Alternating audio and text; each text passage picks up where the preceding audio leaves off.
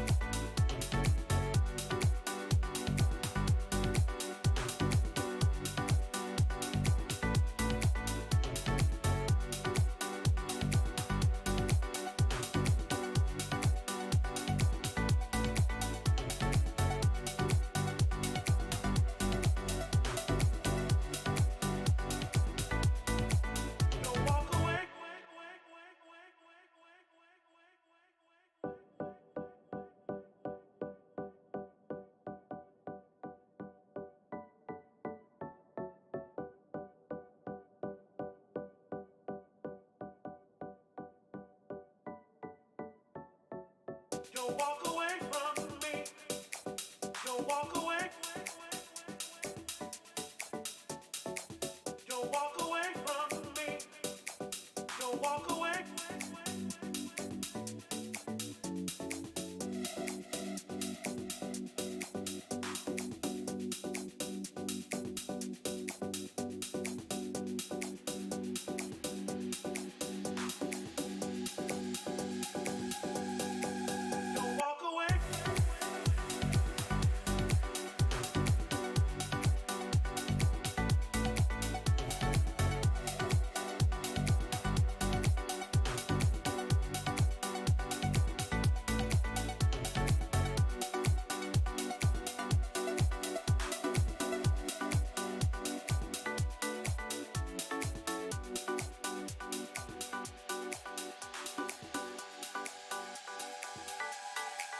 Don't walk away.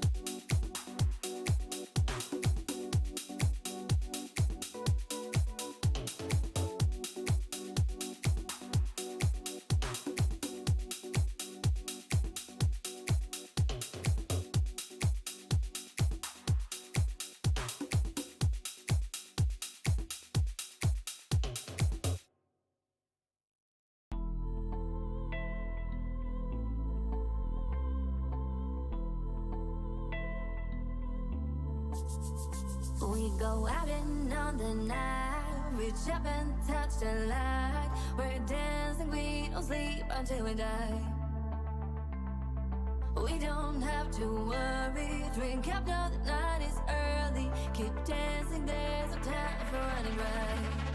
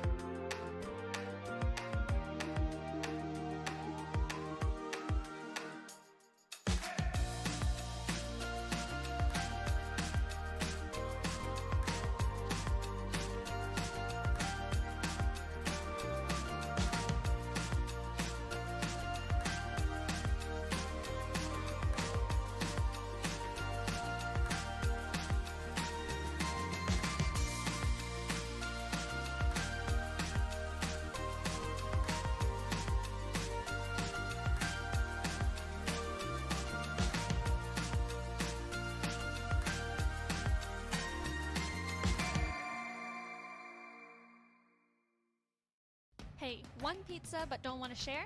We've got Pizza Hut's My Box. It comes with one pizza and a side with multiple combinations. It's the right size lunch for you and only you. No sharing required. Get your My Box today, only at Pizza Hut.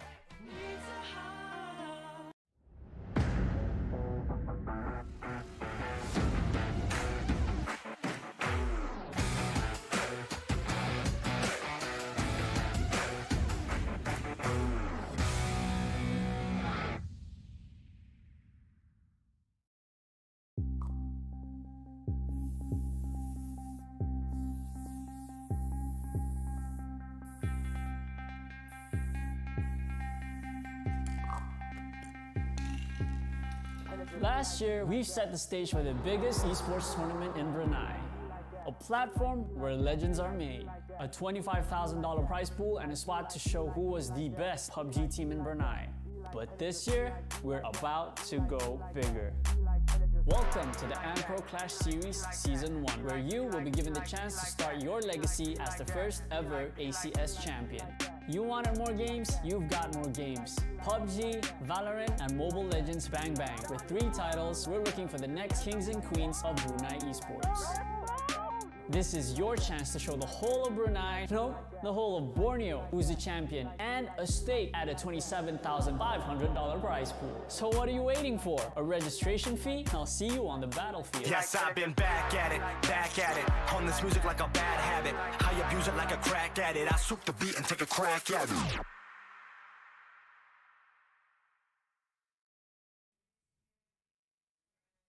Hello, everybody, and welcome back to the ACS Valorant Championship Week 2 playoffs. What an interesting Week 1 that we have seen so far, and we are looking forward to seeing how things will play out this week itself. So, your casters for today, Chimo.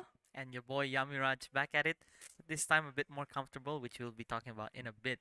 But first things first, we'd like to thank our sponsors and you guys. So our main sponsor, Progresif, our official lifestyle brand, Boeffi, our official restaurant, Jollibee, official isotonic drink, UC1000, official merchant wallet, pocket.com.bn, official vehicle sponsor, Hyundai, official energy drink, Red Bull, official tech sponsor, Yappe IT Store, official pizza sponsor, Pizza Hut, and lastly, our official performance partner, Nissan.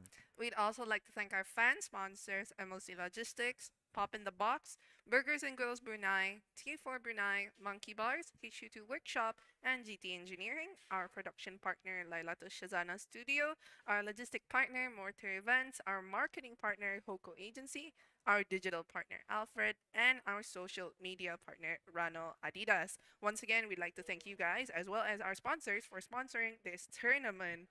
But yeah, Yamiraj, our cheers for today looking kind of slick. Yeah, kind of decked out. Thanks to Boeffi over here. Yeah, thank you once again, Boeffi, for sponsoring. Our chairs are very comfortable gamer seats for today. So the one that I have right now is the G1 Plus. And the one that I'm on is the G1 Pro. This is going to be on the more budget side. It's $299 to get this chair, or the rent to own, $29 per month.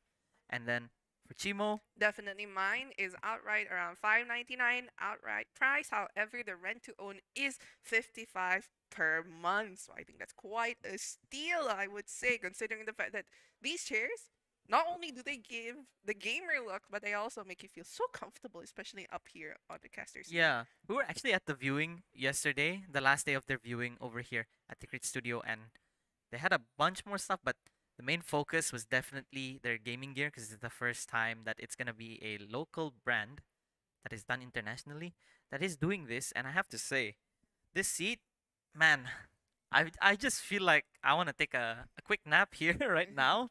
Who needs casters when you could just nap right here on the Boeffi chair? It's so comfy. Mm-hmm. It's actually so comfy. Like I went to the viewing a bit later than Yamiraj, and I honestly thought that the chairs were really, really amazing. Also, the tables, actually. Mm-hmm. Like, the standing tables, they were really, really good. Something that you've never seen in the Bruneian market. Appearing now here. And it's also motor function. Like, you have buttons to press and it goes up and down.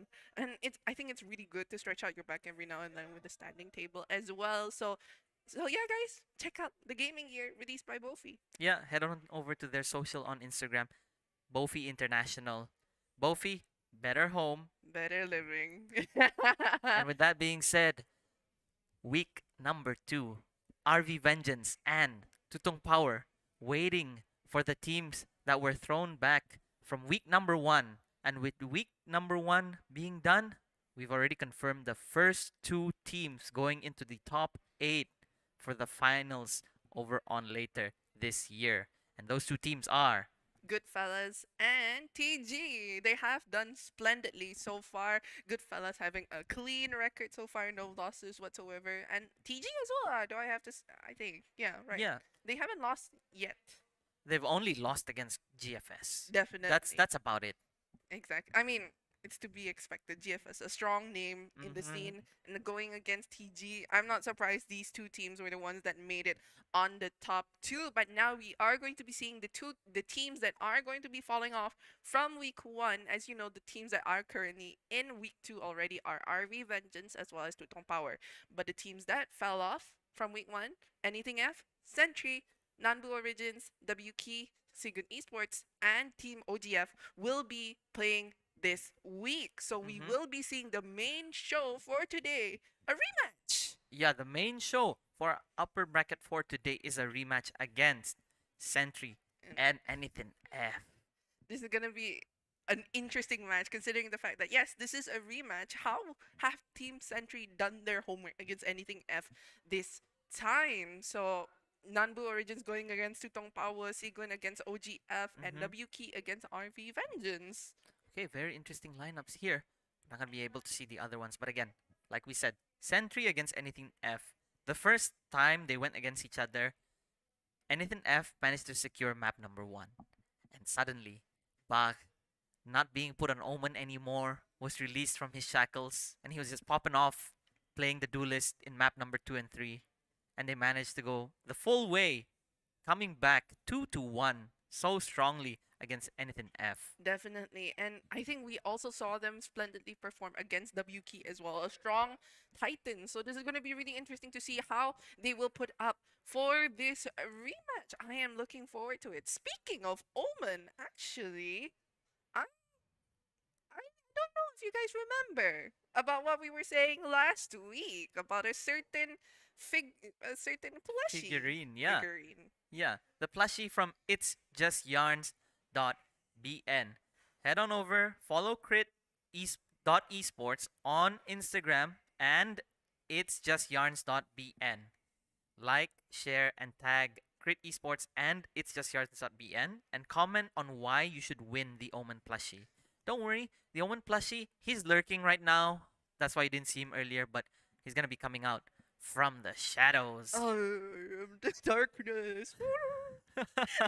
Get a chance to win this cute little guy here by doing what we just told you. Again, follow both Instagram accounts, crit.esports and it's just yarns.bn. Tag them both and comment on why you should win this guy right here. The guy who's the best at lurking. And who we actually saw Bug play once. Yeah, and who knows, we might be able to see him play it again today.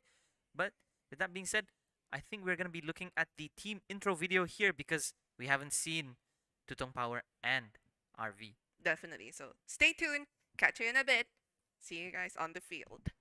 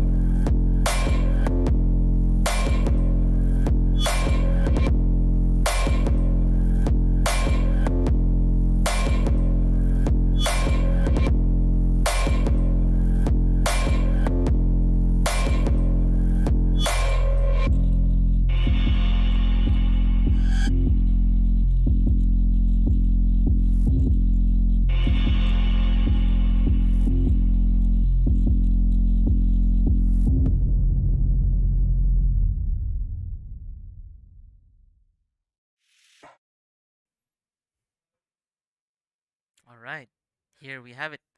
Quarterfinals of this upper bracket, a best of 3 series. Again, Century on the left hand here, anythinf on the right. I mean, earlier last time during week one, we saw how sharp they were. Team Anything I'm going against Century. Like I really didn't expect it. When they came in, they became Anything F into anything. Yeah, Like they just threw everything at us there. exactly. I was just really really surprised. And now we should be moving on to the map. Vito, what do you think is gonna be banned? I almost said bind. And I think you just jinxed it. I think Sentry here are gonna ban Bind. Yeah. They won on it, but I think okay, fair. They banned Descent instead. I probably jinxed it again. So the next pick here is gonna be from anythinf that bans Icebox. Okay. Ooh, this is looking really, really interesting. What is the map that is going to be chosen by Century? Bind. Okay, Sentry played really strongly on Bind. It was a big misread from my part there. But I think anythinf should either remove the two maps they lost on, which was either Fracture And Bind. and Bind. Yeah, Yeah. but Bind's already picked. And the first map which they won in was actually Haven. So, oh, Breeze? Breeze. This is really interesting. I've never seen them play on Breeze before. Mhm. So this is going to be really interesting on how Team Anything F are going to play it, and Sentry are going to be picking the defensive side. Yeah, and this is gonna be a breath of fresh air being over on the coastline there by Breeze, because we haven't seen these two teams play against each other on that map. Definitely. And look, Pearl's out already. Of course, again, Pearl, just too many new things to deal with at the moment with the current meta.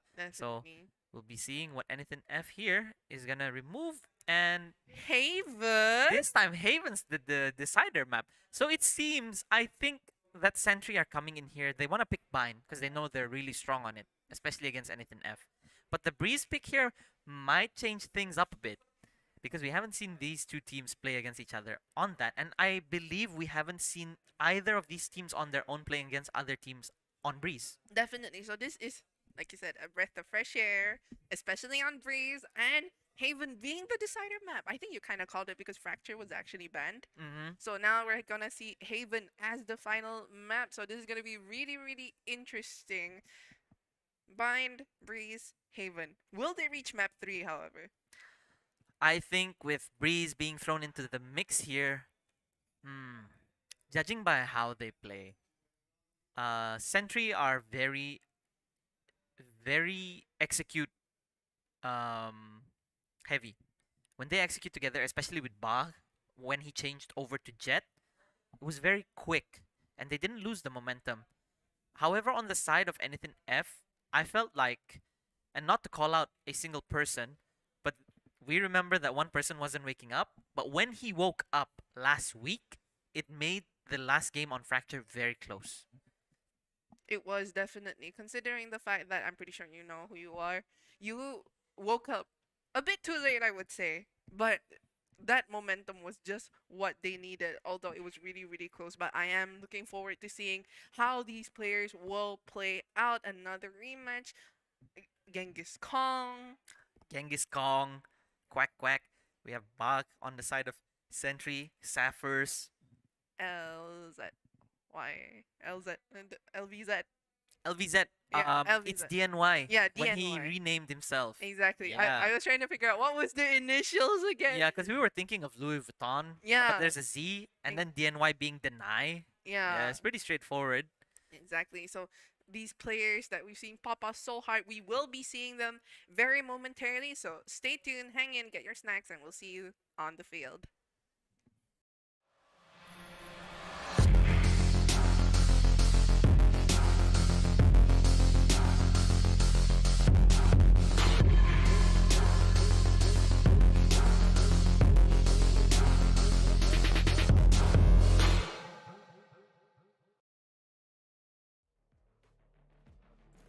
All right, we are back at it with this Agent Select powered to you by Boeffi. Thank you again so much for these lovely gaming chairs. Again, I was on the G1 Pro, and we have Chimo on the G1 Plus, the big boy daddy of chairs, coming in at $5.99 for the chair, or $55 a month. And for the one that I was on, it was $2.99 or $29 per month. You guys want to see what other stuff they have, like their monitor arms, their ergonomic chairs, the office chairs, or their tables that have motor functions? Just head on over to their socials on Instagram, Boeffi International. Boeffi, better home, Better living. Thank you once again, Boeffi. And look who is it. LVZ not on the chamber. I was about to say, LV is not on chamber anymore. This is really, really interesting. Usually we'd see him on the chamber and Sapphire's on the sky. Yeah, but Sapphire's now going on. They're going for a double sentinel composition here on the side of Centry. However, Back on the raise. yeah, he's not playing Jet. Okay, this is very interesting. And we're seeing Raze on both sides. And it's not new to us that Shock plays Raze here. But Definitely. double duelist on the side, a very traditional composition coming in here from anythinf, and the double sentinel for a bit more aggressive takes or very aggressive defense on the side of Centry. Definitely. And as you can see right here, Papito, solely on the chamber. I think we've seen him pop off so many times on the chamber as well. So this is going to be really interesting. Finally seeing Bug playing someone else besides Jet. On the Raze. I mean, Vine is a Raze-friendly map. It is. You'd want to utilize Raze as much as possible, considering the fact the amount of space that you can take using her satchels and the amount of damage she does with her paint shells as well. This is going to be really, really interesting to see how these two teams will fight. Oh, look, Genghis Khan. What a cute plushie. Got a plushie over there, bringing him luck in here. But again, we've seen Genghis Kong land nasty shots, and they were never because of luck. It was his crosshair placement was so precise and on point. I really, really like the way he played, and now we are going to be seeing the first round with Team Century slowly making their way onto the hookah right here. We have Sapphire is actually lurking, just trying to see And who. he's not playing the headhunter. Opting for a sheriff, and LVZ managing to take down one opening pick onto Genghis Kong. Then Hunt comes out to try and see if there is anyone on site, but will they Plant spot the spike. the Quack Quack, who is getting smoke out on elbow right there? LVZ initiates the plan. A bit of bullets coming in. Barely dodging those bullets coming in, and it seems that they're going for a retake with 3 on the side of elbow. What a wall coming in from LVZ as well, preventing Actually, animation. all 4 of them are gonna come out of elbow here and try to retake in a disadvantage. But look, just when we didn't notice that, Genghis Kong was actually One enemy remaining. What a fast round! What a fast take, and that retake just went into shambles. I think it was too small of a choke point for 4 players to storm out. Maybe they could have taken out a bit of that Sage wall.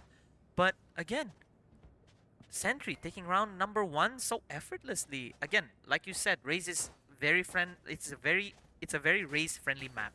And we saw Bug clearing out hookah with the boom bot, paint shell as well. And then the opening pick actually came in from LVZ there. With the classic, who only gets shot once. Exactly, and Genghis Khan was the first one to be knocked out. And as you can see right here, they are going to be going in for a Bring key push them this time. down. 3 members of Team anythinf on the B side. There were paint shells coming out. A side. A side. Oh, yes. Yes, right. I don't know my alphabet, but look, the Hunt comes out to try and see if they can detect anyone in. They're going in, but Shock. With a nasty right click to start things off here. But look at how they're playing together. Buzz already initiating the ball. JD gets one, Atom gets a refrag, LVZ gets one. A matter of refrags happening right One here. JD enemy gets remaining. another one. Tapper's as Okay, well. JD time for a protein securing shake. the 3K, making it a 2 for Team Century. It is to be expected here. Centry had the disadvantage with those guns, but the beginning looked a bit shaky, especially after Shock got that right click. And after the trades, it was still a 1-man advantage over the side of anythinf. Definitely, the tether coming in from Atom has all helped Shock so much right there, preventing him from getting knocked out as well. Unfortunately, it looks like we are going to be going in for a tech pause. It is time for Team Century to be going in for a bit of a mix buy right here. I guess JD as well as LVZ are going in for the bonus, but wow. The predictions coming in from you guys over there watching. Our lovely audience. Thank you guys again for making this possible. You guys voted 59% on the side of Centry and 41% on anythinf over at Twitch chat. However, on Instagram, it is still on the side of Centry, but a bit closer. 53% on Centry, 47% on anythinf. Definitely. Wow. The scores are actually so close. Very close. I'm just, I mean, to be fair, Bind is Century's map. Bind is, I mean, and as we can see the performance right there from the 2 pistol rounds right there, they showed Actually, it doesn't even look as messy as they were last time. This time it's a bit more clean, a bit more coordinated as well. Calm, collected. They're just taking it chill, but they're keeping the basics fine. Sage walling off anything for retake. Again, on the side of B, walling off CT. On the side of A, walling off any side from back. Now, we're gonna be in the round where Centry are gonna be in the bonus. anythinf finally gonna be on the full buy. They should go over to anythinf. But let's see what Centry have up this.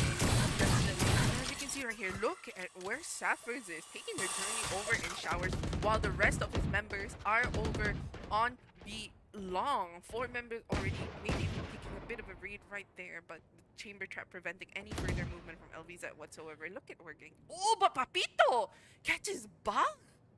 What a shot coming in over on. I can only presume that's B long. Yeah, he shot him from the side of the tube there. I think it was a jiggle peek near Cubby, and he manages to find one.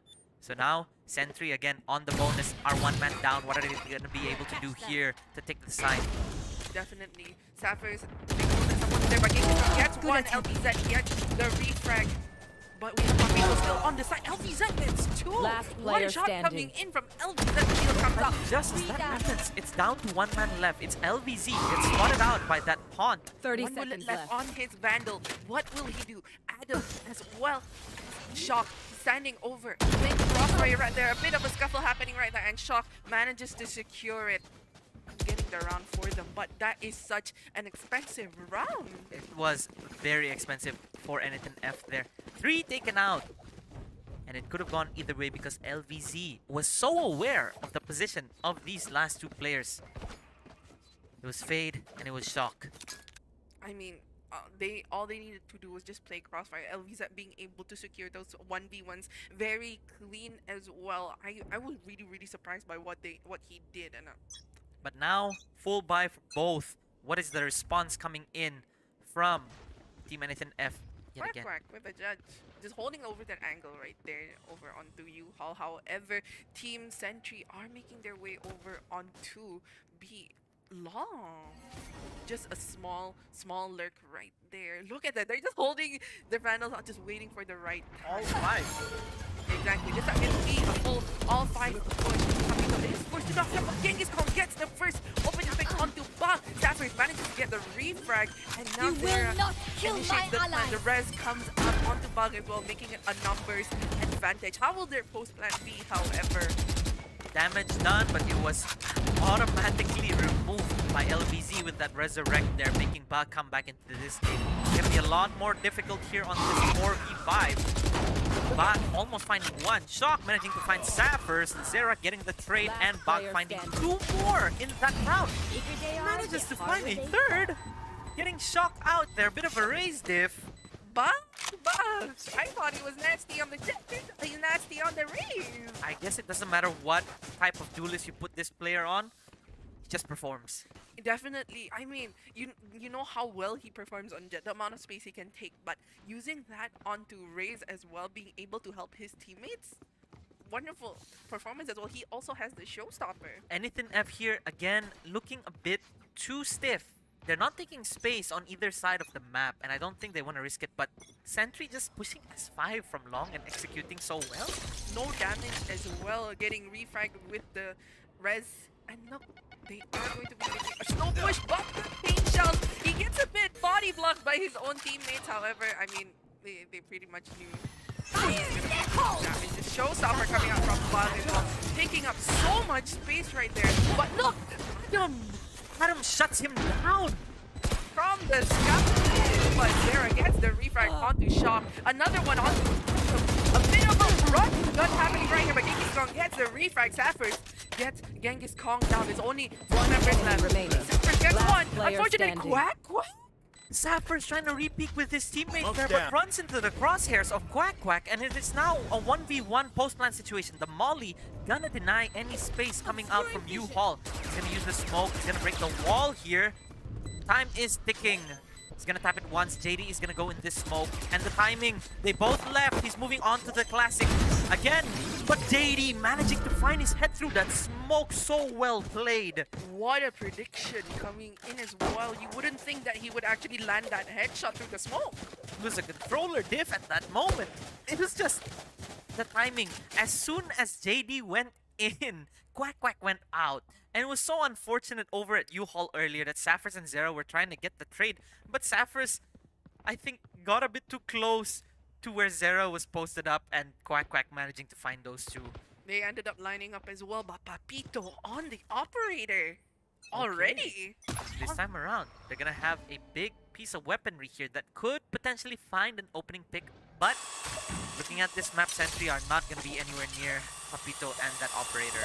Exactly. They are so The dead. tour de force immediately coming in from Saffers as well. This is going to be really interesting because this is going to be our first time seeing Saffers on the chamber as well. But look, LV's at already positioned right here on the boxes. They hear the noise. Genghis Kong and just hovering. The Prowler manages to detect someone. But look, they are getting smoked off. They're not pushing.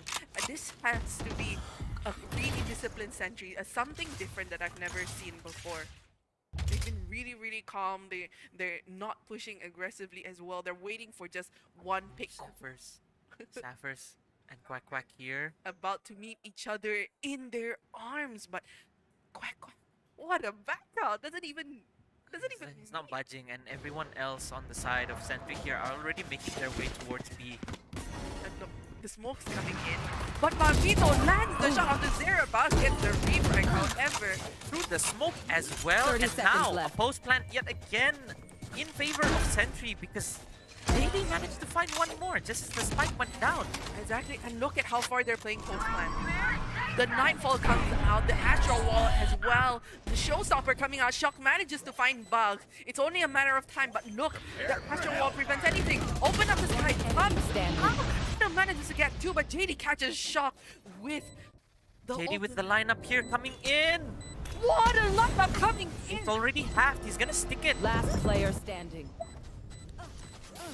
To catch JD, however, the spike has been halved. He will have enough time to defuse it. A bit too close for comfort there, and again a very expensive round for anythinf here. At least managing to get another on the board for their team, but damage is done. Economy in shambles at the moment here. They're gonna have to go into a mixed buy against Centry, who are also gonna be on a mixed buy, but having more Vandals and Phantoms against a Vandal, an Operator, and they haven't made their choice yet. The Tour A de Judge, Force. a Tour de Force, and The right, Bladestorm. the Bladestorm. Okay, they're on the same playing field here.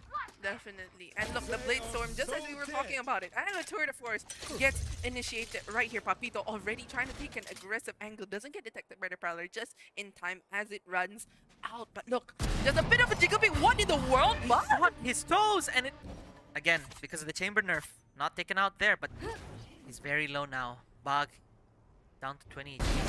But Papito secures the headshot onto JD. Taking out a very important piece of utility there. Controller out for the side of Centry. Definitely. And look, they're not risking it. Team Century isn't going to pick it up because they have the Bladestorm. They have the Tour de Force. I could hear earlier that Genghis Kong was actually releasing a bit of the knives onto the people. It's so tense. Just looking at these positions, and again, Papito finding a third! It's down to two people left. It's Adam and Saffers. All set up. Papito is really feeling it right now. The Haunt not gonna find anyone by the front of Octagon or even inside it here. One bullet left. Definitely. One bullet left on the Tour de Force. But look, they're not pushing in whatsoever. They're not going to risk it. And 30 only seconds left. two knives left on the Bladestorm. 30 seconds left. What will Century do? Will they save? They might go for exits here in case they decide to get too greedy, but knowing that he put this rendezvous down, Saffers is probably gonna try to peek it. He does. Bladestorm doesn't find him as well. Deals a bit of damage as well, 10 knocking their seconds economy left. down a bit more. 10 seconds left on the clock, and it looks like they will be saving it this time. What pressure. Anythinf, that was actually a good call coming in from Genghis Kong as well as One enemy Papito. remaining. Yeah. And Genghis Kong managing to find Saffers there. out of nowhere with that classic.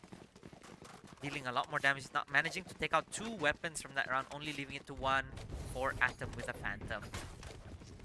Zera, not Atom. Was it? Oh, right. Sorry. My bad.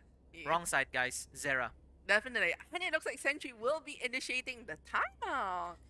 Alright, let's dial it down a little bit here and let's talk about how Centry were looking strong in the beginning.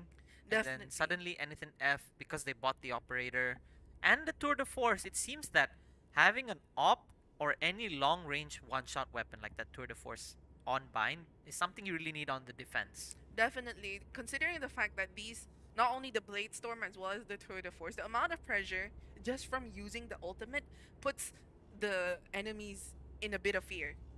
Yeah, it's gonna cause them to slow down a lot more. But you know what's worse than having one? Having two. You have Jet and you have Chamber on one side on anythinf, and if they both buy an operator and play on separate sides of the map, I think it's gonna really infuriate Century here and make them so frustrated that they have to deal with 2 operators. Definitely, considering the fact they are one shot, one kill. So this is going to be interesting on how Century will answer this call, considering the fact that previously it was Atom on the operator, but now it looks like Team Century will be going in for a bit of a mix by Zera going in for the Phantom as well. But how Sarah had that Phantom from the previous round. Everyone else just opting for a Sheriff. Definitely. But look, how are they going to play it out, however? Yeah, you're at a disadvantage. How are you gonna reply to anythinf here? Especially knowing that they have a player who's good with the op. The Tether coming in, a bit of a combo right there. So much utility already being wasted. And Papito with an opening pick with the op yet again. A bit of a whiff from Shock, not managing to find LBZ, but lowers down his HP there. And the moment he turns around, Zera comes out at just the right time. What in the world just happened? It's a bit of a cloud fiesta happening right here. They are just kind of jumping around over into the teleporter. But look, LV's already making his way onto the site. Getting a bit of a whiff, but One enemy remaining. I don't know what to make of this. Everyone is just running around. They're having fun. It seems like it. And Zera now, again, last one who saved this Phantom from the previous round, is on 70 HP. What can he do against 4 players? A bit of a jumping coming in from Quack Quack as well. 30 From seconds left. Cube getting smoked off, but Genghis Kong plays the crossfire along with Quack Quack. What can he do? He has to save. It looks like anythinf already have this in the bag. It's 4 against 1. Where 4 are and 4. 70 HP, I don't think there's much you can do here, especially with time ticking down. Oh, this is very interesting. 10 seconds left. What a shot coming in from Zera, being able to knock Genghis Kong down. I thought that Quack Quack was actually going to play crossfire right there. I also did, but it seems that Quack Quack was playing off of Atom's contact and they both swung at the same time instead of playing off of Genghis Kong. Exactly, and now they are going to be going in. What an economy coming in from Papito as well, being able to afford so much. It's gonna be maxed out next round. He should be dropping a weapon for his teammate here, just to avoid. If you get maxed the next round, you can only earn 2,200 credits or 1,200 credits instead of. Exactly, and look, they're already using the Prowler, being able to detect someone. The combos coming in from both sides, the Tether as well as the Pain Shells coming out. I think we're gonna be seeing a lot more of those combos right here. But look, Papito holding the angle. And just then and there, LVZ was clearing that smoke. He's gonna go for it again. Papito is gonna take another off angle, and when he clears this corner, okay, he does not manage to get.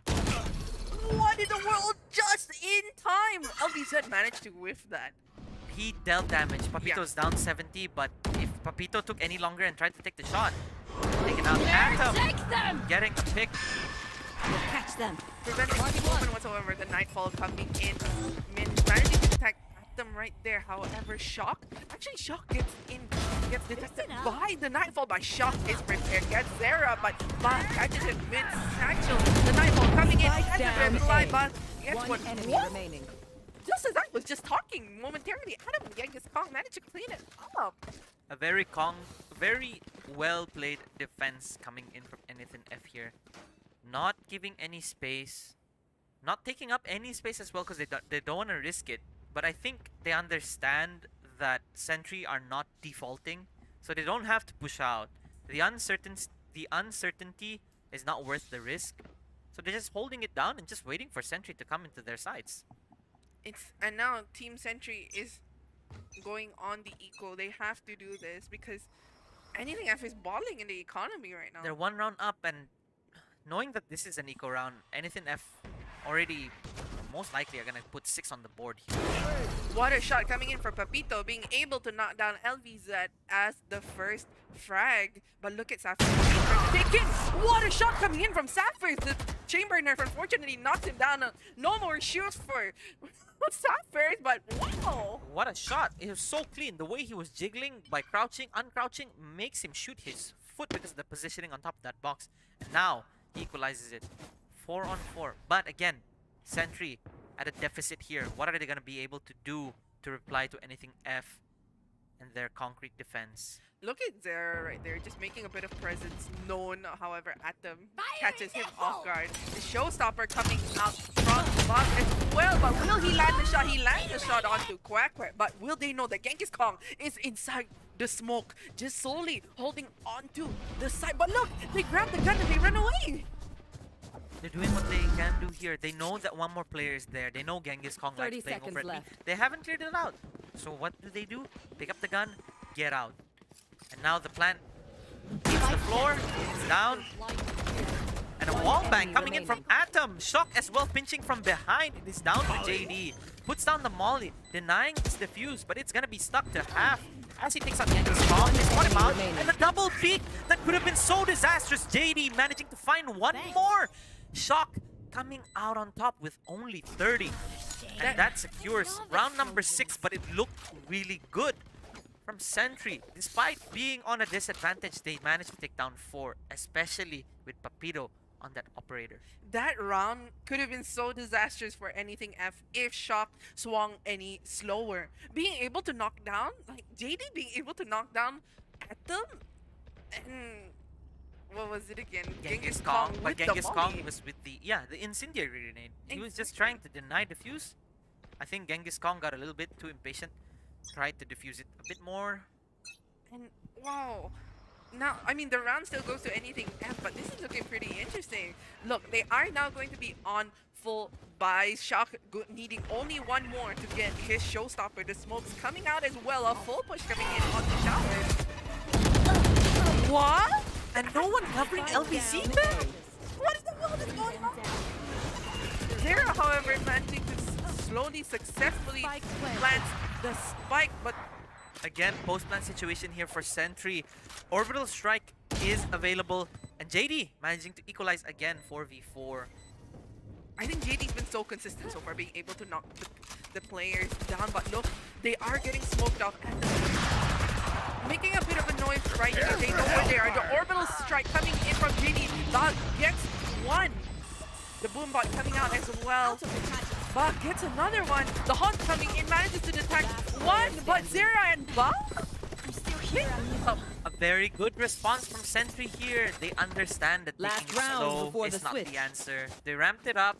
However, LVZ, very unfortunate he got taken out by Atom. I think everyone was holding their utility. We saw JD holding out the orbital strike and his smokes, and we saw the other players posting up in a position where they weren't. It wasn't an angle for them to be able to see where Atom was, and that gap in the wall as well. So post-plant went really well for Centry. They managed to close down that gap from 2 now to 1. I mean, it was just the right amount of utility usage as well, preventing anyone from trying to deny it from defusing the spike. But look, Papito holding the angle again with the operator. Will he find someone? Unfortunately, look, Sapphires having the operator in hand, LVZ initiating the push. What a battle stage, I would say. Yeah, and Genghis Kong here is right behind the box where he takes out LVZ. What a shot coming in from Genghis Kong as well. The crosshair placement. I think we've seen this repeatedly, and now we're going to be seeing this again. The smoke's coming in. Papito lands a shot through that smoke. And the rest of the team is trying to push in and get the refrags, but no one is letting up. 66 HP left onto Genghis Kong, but Buff manages to finally get the refrag. refrag. But look, the Astral Star is coming in and the spike has been planted. A numbers advantage for Team Anything. And the Showstopper coming in from Shock and manages to find 2 inside the tube. It is only JD left. Unfortunately, it seems this round will go to Team Anything and Man, anything F here. They didn't look this good last time around, especially how Century won on the attacking side. Switching Now, sides. a 7-5 scoreline for this first half. I liked how anythinf was playing on defense after they understood how Century was taking things a bit too slowly. Century did try to play it a bit faster towards the end there, but the way that anythinf adapted to them playing fast after just one round when they managed to score 5 and then over on when it could have been 6-6 is just absolutely amazing. exactly, and now it is Anything F's turn to be on the attacking side. How will they start this? I mean, last time we saw they were a bit shaky. They weren't Really confident in themselves, but now we are going to be seeing. I'm willing I'm willing to say that Genghis Kong with this disgusting weapon is just gonna run it up U-Haul and start running as soon as he gets the space. Exactly, but look, JD taking up space over onto Showers along with Buff, not letting up. But look, where Saffers is just tucked in by this wall on top of the truck here. If they don't manage to check on top of it, because this is a very uncommon spot. Execute coming in. Genghis Kong going in. Saffers gets 1, almost getting 2, but Bach getting the second. JD as well, finding 2. 1 player left. Reloading, gets caught with his pants down. LVZ wraps it up. A very quick, flawless round from the defenders here. this time Century, this is a new face that we're seeing. They're looking a bit more calm, a bit more collected, a bit more solid this time.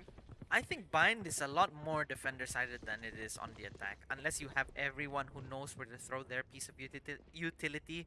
Because what I'm seeing from both of these teams here is that they want to take space, but where they're throwing their abilities is a bit here and there. Definitely. I think they're trying to do a bit of a combo, as you can see, on the tethers and the pink shells as well. However, it does not seem that it will land. But look, the Prowler doesn't manage to spot anyone. But Shock, playing in the smoke, goes in to JD, but Saffers manages to get the refrag. Unfortunate for JD as well. Wiggling the weapons back, not giving any advantage again. Showing us the save the weapon tech here. Again, I think we saw that last time when Nanbu was going against W Key. Yeah, we did. We actually did. It was Deplore. Yep, Yeah, it was Deplore. Deplore. But then this, Katana found it at the back. exactly. But this time it is going to be Saffers doing it. But look, 2 members posted up on Hookah. But will Easy. Oh, he gives away his Papito. position Papito. against Papito. What a shot coming in from LVZ, being able to knock Papito down. He's 3, pushing it into Zera. I thought Zera was gonna have a nasty spray down there. Genghis Kong as well. The classic is just, it's nerfed and it still manages to do this against players who are at an advantage. And now, Bog managing to find 1, equalizing on this post plant. They're both on Spectres, trying to clear out the back of the smoke there, spraying and praying. The satchel's coming in. Bog manages to get 1, and Saffers cleans it up. That was quite an expensive round for Team Century, however. But Genghis Kong! A very expensive round. They both don't have armors now. They're gonna have to spend a little bit on the next one, and 3 Spectres taken out of the hands from anythinf. I mean, Century, anythinf, it was a good eco round for them. It was very good. Exactly, considering the fact that they now have the gun and armor advantage over Century. This is looking like this round is gonna go to Team anythinf as well, but we don't know what's gonna happen. We don't know. Because of the choke points of entering site, it could become fatal against an army of Spectres, or even that one shorty that LVZ was on. Okay, he switches out onto the Sheriff this time. I think he's not risking it. He's just going to go for the long range battle. But look, Zera already going in for the Han. What a lineup, but doesn't detect anyone? I think that lineup was a bit too much to the back. Yeah, it was a bit too close. Exactly, but Adam managed to get Bug out. Look at how they're smoking each Team anythinf out. Yeah, anythinf with a good pick there, making Century lose 1 man. Because he was pushing out a bit too aggressively there. LVZ is gonna wall off Octagon here, giving them more space to relax and just focus their eyes onto Hookah. But Centry are already making their way in here. Trademark taken out, but Saffers is lurking from the bath, and no one is looking behind. He gets one, manages to find the second, backs off, has to reload, but Shock gets the trade. Now it is 3-on-3. What are they gonna do here? Post plan. Genghis Khan managed to get one, however, LVZ gets a refract. Hookta manages to secure two. But like I said, expensive round again for anything F. It was expensive for Century earlier, and now it's expensive for anythinf. Century coming in with a stack of Vandals and Phantoms. Man, this is looking to be very... It's close. And it's going back to back as well. So this is looking pretty interesting. Look, only... Well, they all can buy now, actually. Yeah. A bit of damage, however, the economy is looking a bit uneven as well. Century needs to win this. It looks like Saffers will be using the Tour de Force as well. We have Zera over there, holding over onto Hookah. Not making a lot of present, makes sure to back out. Makes sure to back out successfully and safely. Alright. It seems that this tension is really Face your sinking into our heads as well. Nightfall coming in. They're trying to execute as fast as they can here. Tailwind, Zera with his position taken out. Genghis Khan. But LBZ manages to find two before anything happens from Papito. Papito secures the... almost secures the spike, but the orbital strike comes in just in time to prevent... But no, Saffers with hefty collateral! And Shock taking out Bug, but JD is there to back him up, making this an 8-8. Man, things are so close this time around. The last time we saw this map, Century were just going in full force.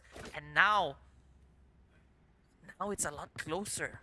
What in the world? I was not expecting that whatsoever. But look, Team anythinf are now going to be going in on the eco, whereas we have Century going in for the full buy with one on light shields, which is LVZ. But what a shot coming in from Saffers as well, being able to land that collateral. My brain is just confuzzled at the moment.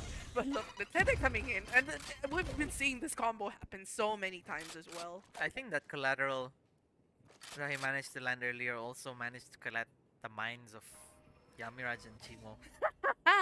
My brain's not working. It's really... And the execute coming in. Lucky! But Bug keeping it calm. Spray transfers, gets two. And Adam managed to find one with that sortie. JD managing to find two. Bug getting his third. And now they're 1 point up. It is still very close here because anythinf were on the eco. They're going to be able to buy now. But again, what will they do this time around? It's not been looking good ever since we've swapped. They've only managed to secure one round. And that round, again, was very expensive. We only had 2 players left. Definitely. And look at the ultimates. Shock is 1 away. Papito is 2 away. Genghis Khan and Quack Quack have their ultimates. Bug and LVZ still have their ultimates. But now, how will they answer more of a bit of a default, actually? Look, is Shock going to meet JD and Saffers? Oh, no. He chooses not to push through the smoke this time.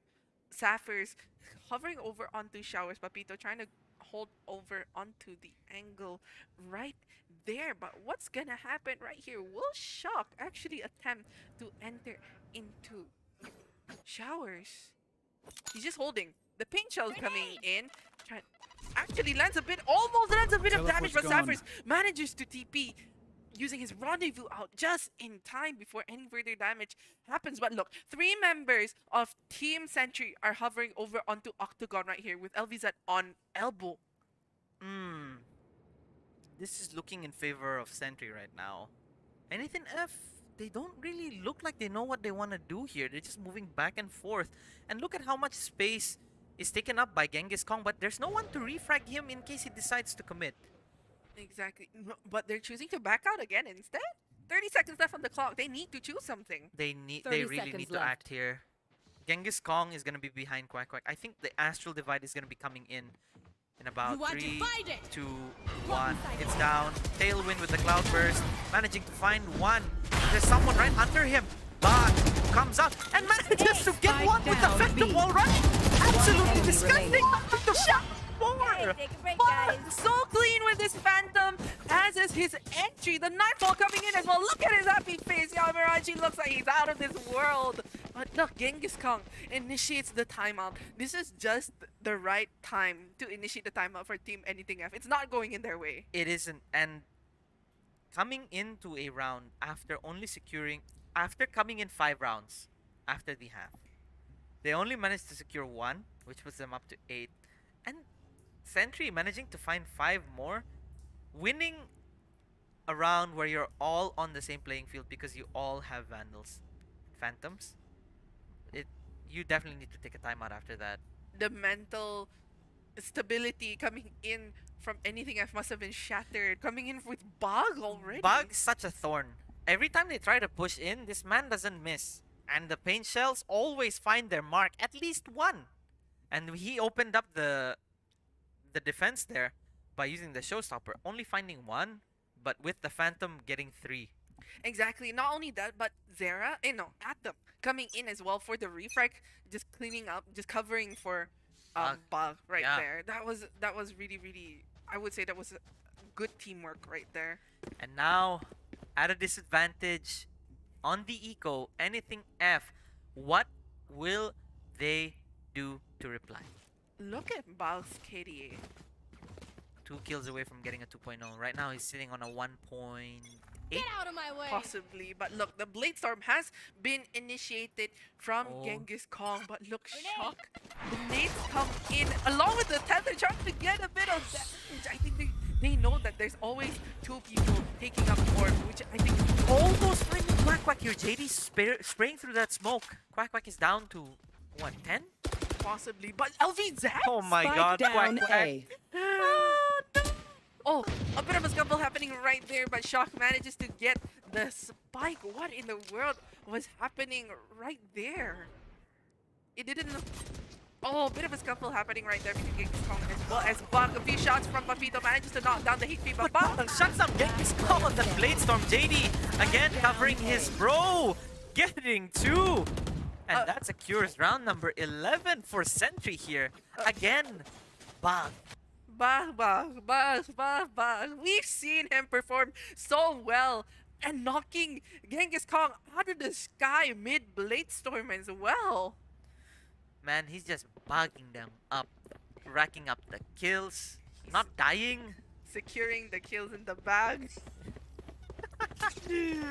Yeah, and man, this must be so hard for Team anythinf to come up with a reply right now, because again, Centry on the side of defense on this map, a replay of what we saw last time. anythinf seems like they've not done their homework in terms of executing on attack.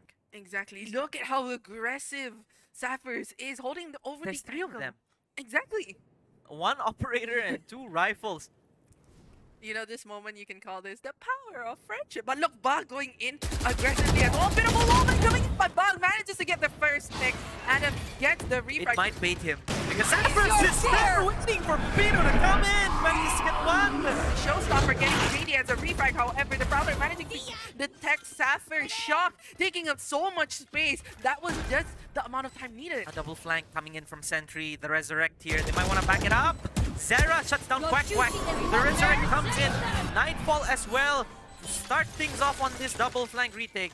3v2, 1-man disadvantage for anythinf. They're not clearing their corners, but Bug again not missing the mark. He is already diffusing. Look at that, the Tether coming in. Atom sitting on 10 HP. What can he do? He just sticks at the field and he manages to get it, making it match point. Remaining. LBC taking him out. Match point. And the gap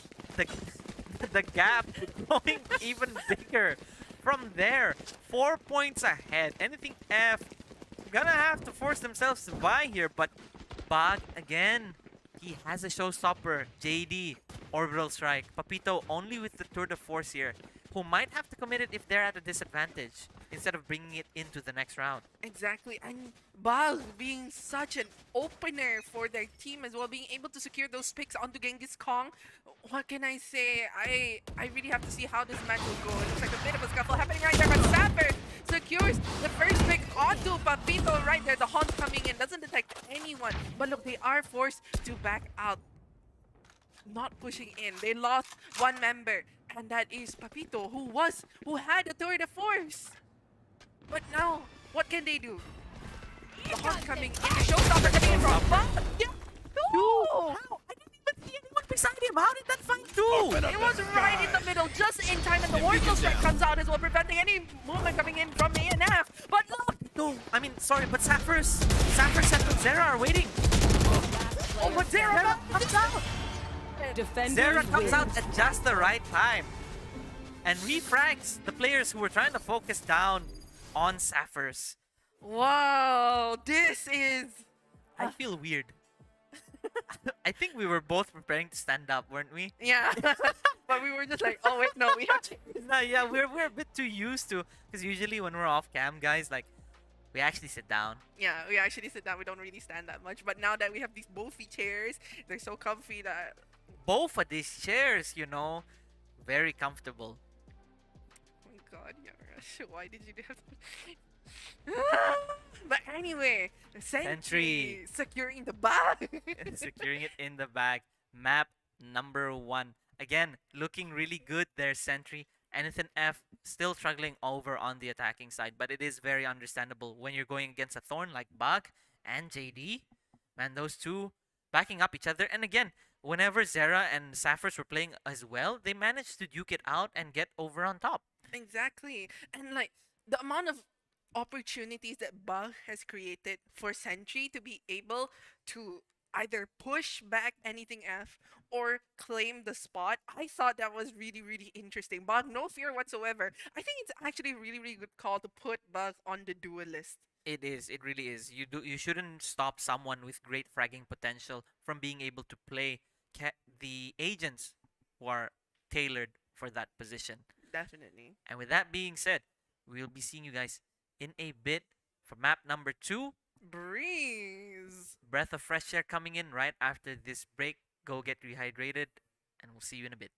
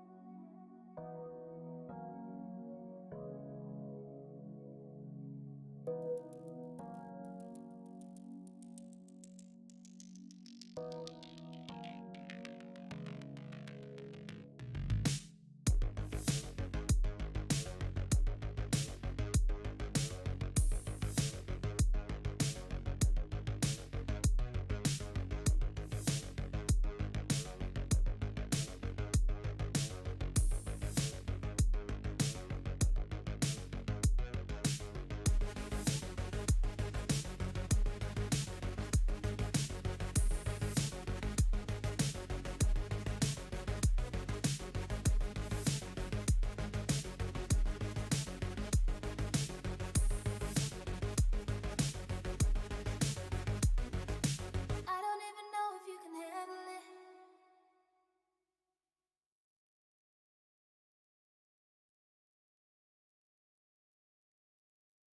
Don't walk away from me. Don't walk away. Don't walk away from me. Don't walk away.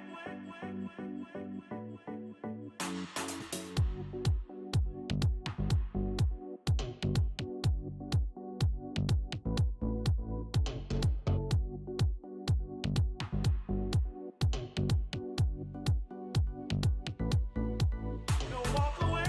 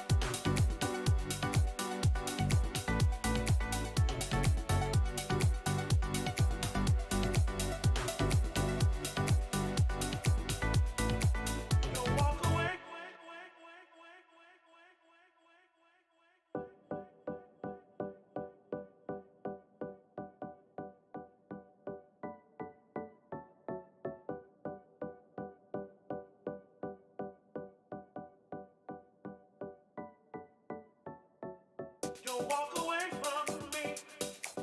Don't walk away. Don't walk away from me. Don't walk away. Don't walk away.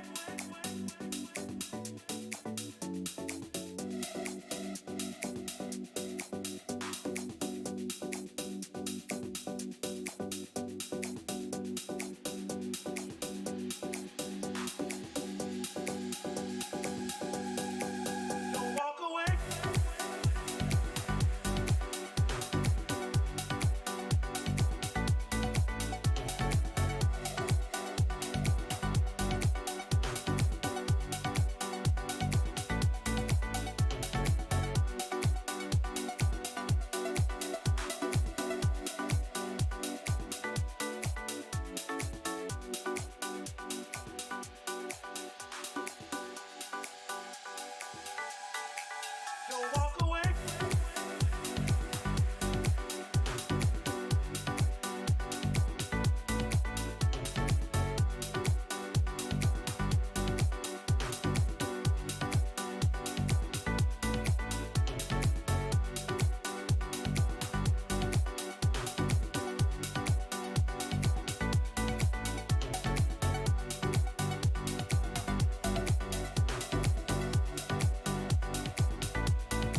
Don't walk away.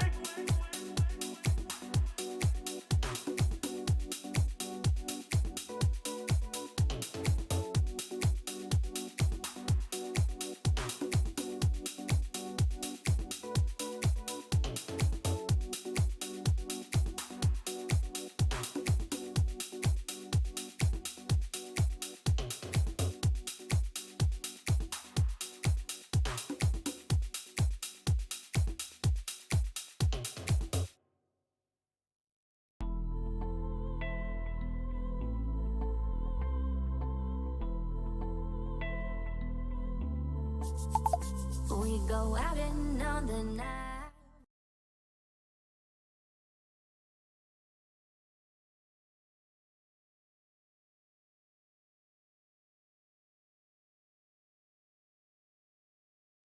And we are back, everybody.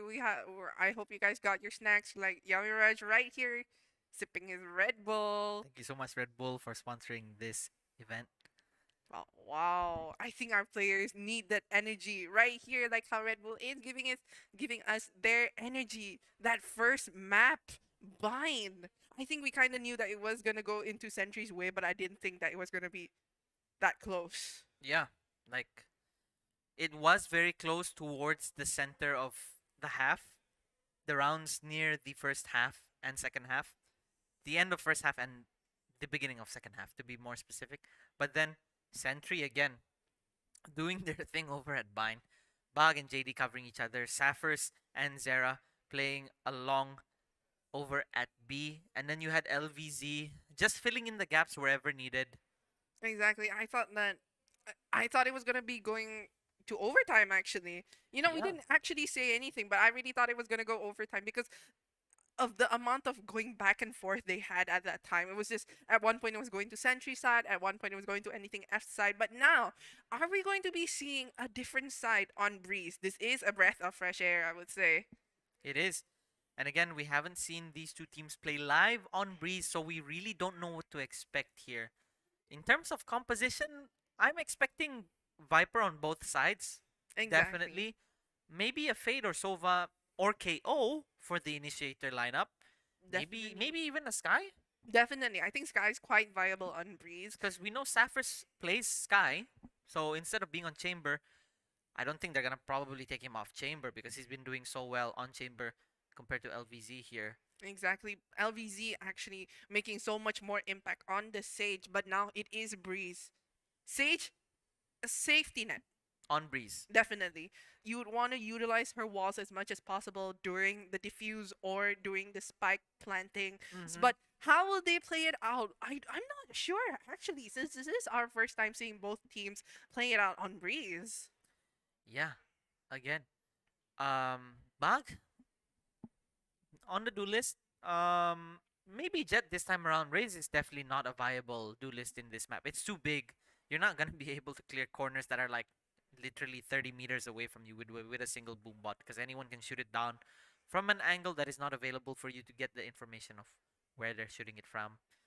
Exactly. Possibly a jet or neon. Yeah, we could possibly be seeing neons on both sides here, because it's the current meta right now, cutting down those sites using the fast lane and then just running it down on high gear. And with that, we'll see you in a bit. Just momentarily. Just momentarily, production is telling us that we will not be moving into Agent Select just so soon here. But I mean, you know what I haven't seen so far? Yoru. Yeah, the only time we saw Yoru was, I mean, if Simon was playing on Breeze, we'd probably be seeing Yoru. Exactly. Simon is having a breeze over holidaying with his friends, while GF has already secured their place when Janelizer took his place. And again, Janelizer is definitely the prod. A of demon. Brunei, a demon on that jet, but he goes in, he clears corners like he's playing aim labs. He doesn't care if you're there. If you miss a single bullet, he'll flick back onto you. And we got the green light. We'll see you after this short Boeffi ad over on Agent Select. Bye.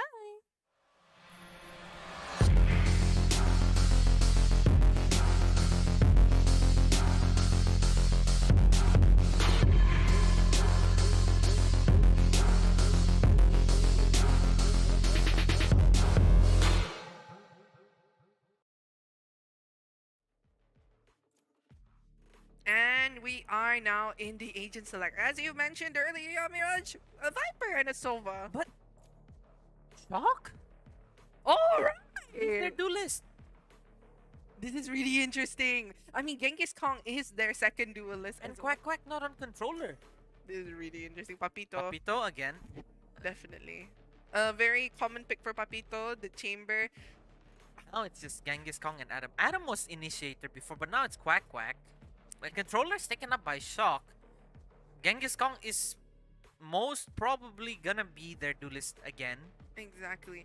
And look over there. We have JD and Cyphers hovering over the sky. And Sova, Zero. double initiator. Zero was previously the initiator and now he's on the smoker. Uh-huh. But what will LVZ pick? Oh, Atom's hovering over KO. This is a double initiator lineup on the both Select sides right your now. agent. Interesting, but LVZ will he makes the call. He goes for the chamber this time. And now both teams have selected double initiator for both sides. And predictions coming in. What in the world? 88% Century on the Twitch predictions. You guys are going crazy for Century. Only 12% favoring anythinf. But it is understandable. Century have been in the scene a lot longer than anythinf. The underdogs coming in, but this gives them even more chances to make a statement. Exactly. If the prediction is 88 and we see anythinf, because this is their map pick, if they win this map, it's gonna make this prediction over onto the third, that being Haven, where Century lost against anythinf. I think a majority of them will shift over onto anythinf. This is going to be the decider match to see who will actually keep the momentum strong and who will win this best of 3. Actually, you know what, Yamiraj, just a bit of a casual talk, but last time when I was talking to Fuad about Breeze, Yeah. the observers were hovering over the sloth near A And main. you called it a koala. Yeah, I called it a I koala. caught that. I Yeah. was like, wait a minute, my brain. But look, it will be getting back into the game as Papito will be taking up angles right here from window. Zera just using the Viper Biles immediately. Just one, actually. It's He only fine. got one. He only bought one. He only had enough for Revealing armor, it. poison cloud, and that.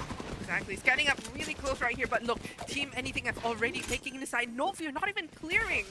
But already Zera secured. is holding Spike the planted. backside, not giving away his position, waiting for the team to come up. LVZ coming in to help Zera, who player managed to take down remaining. 2. Century with a fast retake. We're both in shock. You see, the thing is, I was so surprised that Anything F didn't even clear backside. They didn't even clear. They just posted up backside and they didn't go the whole way, even though the toxic screen was up. Exactly. It was just halfway. They immediately secured the plant and then backed out. they could have pinched the one man who was stopping them from doing anything over in backside, and that was Zera. Exactly. They had the smokes coming in from Shock as well. The Viper wall on the broken wall. They had the numbers. Exactly. They could have easily swarmed over him, but no. They let a single man survive and knock a couple of people down. They do. And now, coming into the Spectre round for Centry, anythinf are gonna have to find their picks in order to open up opportunities here. Saffron is gonna be trailblazing it down middle. Manages to see two. I don't think it spots out Genghis Kong here, but doesn't make any difference because the Spectres here could be deadly, taking out two, but Genghis Kong trades. LVZ finding another, and Bug finding his one. LVZ securing the second. Again, a very fast round coming in from Centry. Looking really, really strong here, Centry. This is a new face. This is a different Centry compared to what we've been seeing in Week 1. Week 2 Centry looking really, really strong. Not backing down from their rematch partners as well, anythinf. But it is the bonus round. And this is the same thing we saw earlier on Bind. Centry coming in very strongly for those first two rounds, and the full buy is where anythinf picks up the pace.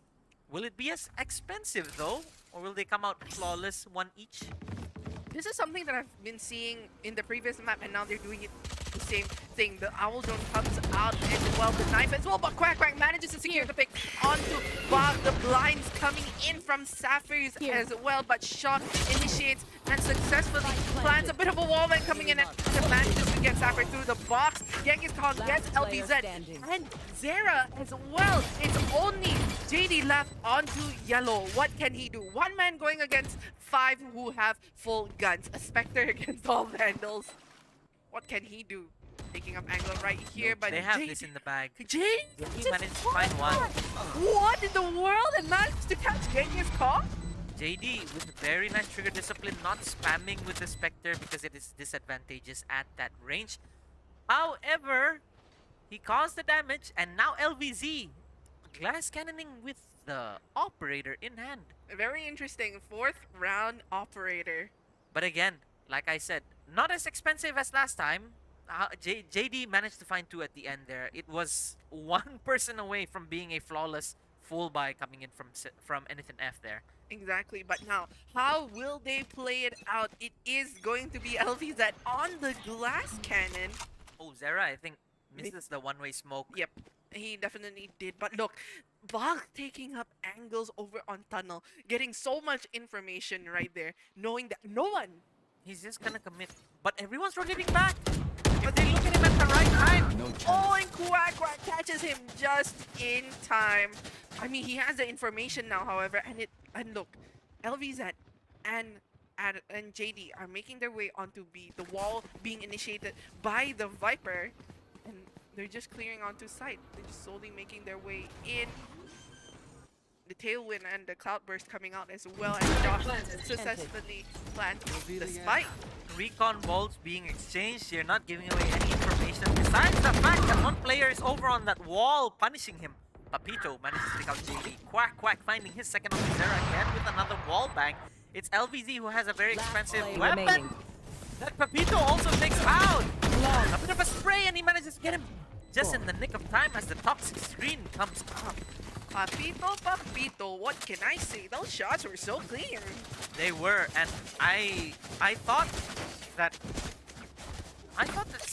Centry were gonna save that operator there. I don't know why they didn't save it either. They had it was a glass cannon in the hands of LVZ. He had no armor. He barely had anything, and just the one moment he turned away, Papito catches him just in time. What a timing! And look, are we gonna see the koala slot that I was talking about last time? Looks like he's not coming. He must be sad. Oh, hi! I'll see you. It's not him. Oh, never mind. I was It's the betrayed. teddy bear. But yeah, as you can see right here, Team anythinf. I think this is something very common that we've been seeing from anythinf as well. They're always going into 5-man. They're not playing the default. They aren't, and again, Plant is already coming down here by Shock. Pop Flash coming in with that flash on Adam. Genghis Kong won't swing out, but LVZ managing to find Genghis Kong there, punishing him for being alone. Again, Pop with a flank as well, equalizing it for 3. But Quack Papito finding their ones. They got their ones. And Patito cleans it up onto Bug. And now they're 1 point ahead. Century are gonna be able to buy fully this time. Again, they were on eco, but they managed to take down 2 players. Very well there. What a good way to damage the economy as well. But it looks like Genghis Khan will be going in for the Blade Store. But the economy of anythinf right now is just flourishing. Oh, never mind. He's not even going in for the Blade Storm. They're just trying to equalize the economy right there. But we know that LVZ will be going in for the tour, the Force. But I mean, this is such a repeated pattern. I think they were thinking, we're gonna hit A twice. They wouldn't expect it this time.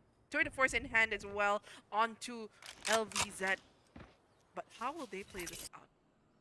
They're not aggressing this time. They're not. Bug is just jump peeking, trying to get information here. Holding over any angles right here. Just waiting for the time to see if someone will peek out onto pyramids. But you know, a lack of information is enough information, because right now, what I'm seeing is Papito. Is it Papito? The one by mid door right there. Isn't that LVZ? LVZ, sorry. Yeah. LVZ. And now the information given by that drone, the owl drone here. Will Bug get the timing? He does! He really does get it right on time. Just as he looks away. Backing out, not getting damage as well. They're gonna have to delay the plant yet again here. And the spike has been planted inside the Viper's pit. But Papito catches Sapphires just in time. What a time. Quack sitting on 10 HP, however. Will he be able to survive this? The Viper wall gets initiated. Look at how Centry are playing their retake right here. They're playing it together. Just one swing. And will they win this? 2 people just watching every right here. But Bali JD comes up just in time. And it's only Papito left. Papito gets one. Will he get another one? Gets another one. However, Bug manages to clinch it up, making it an equalizer 3. That was uncomfortably close. Papito almost getting more than 3 there. If he managed to find Bug, however, he was sticking the diffuse. He trusted Bug covering him there, and the angle wasn't for him. Hey, there's your favorite sloth. Did you guys know that a friend of mine and me were playing comp, and we heard an operator reload?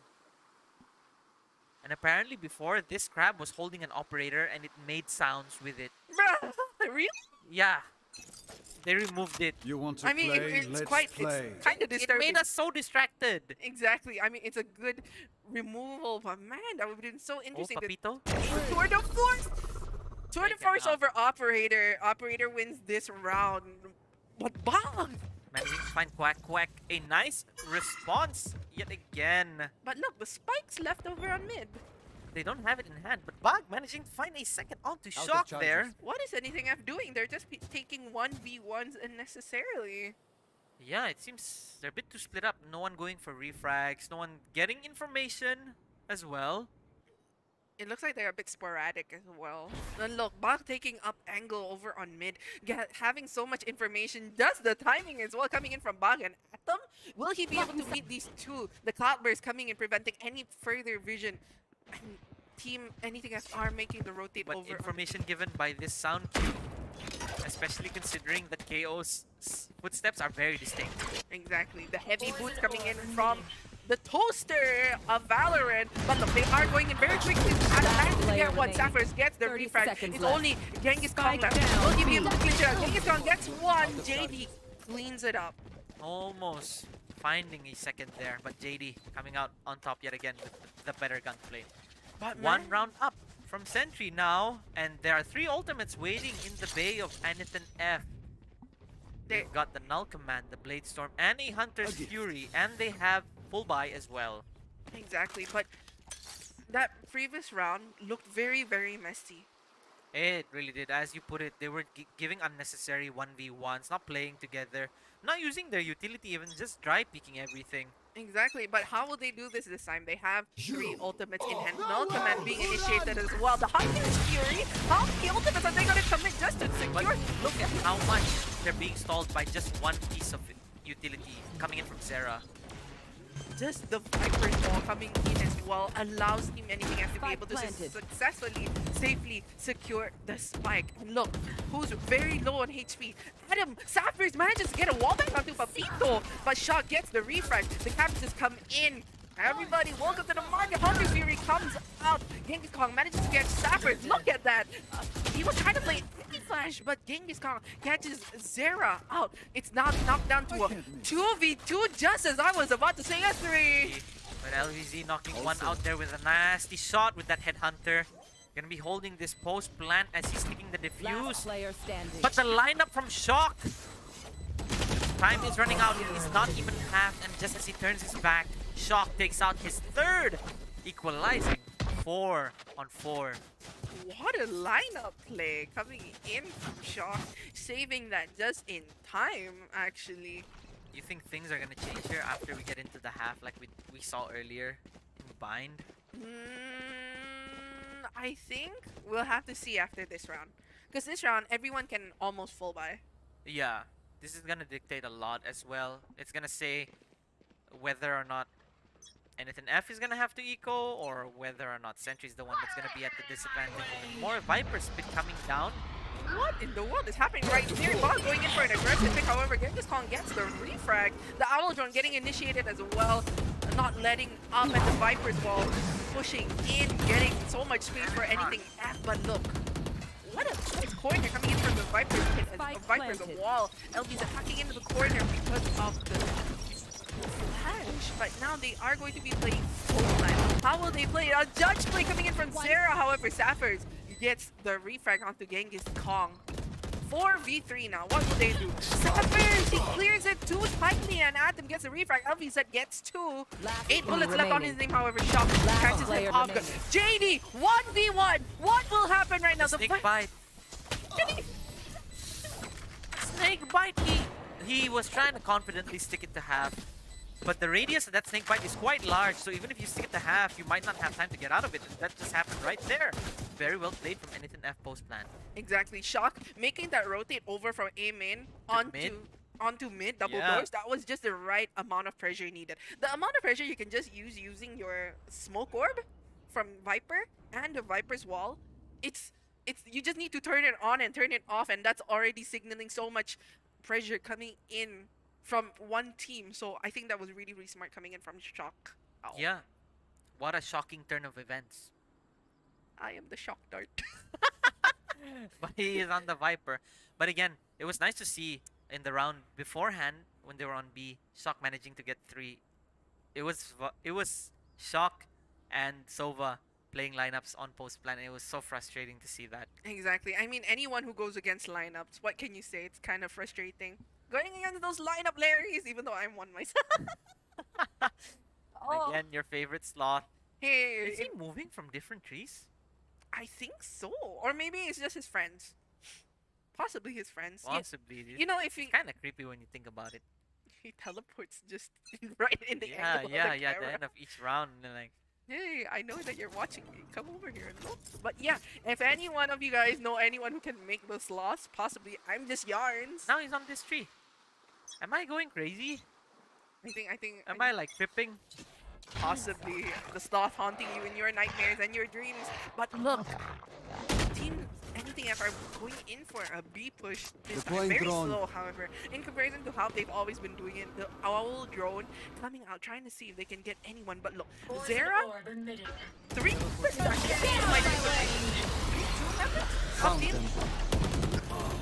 Wow. With a nice smoke bang, taking out LTV again, opening up so much here. Centry now 1 man down. How are they gonna be able to retake this? 3 of them are coming from the back.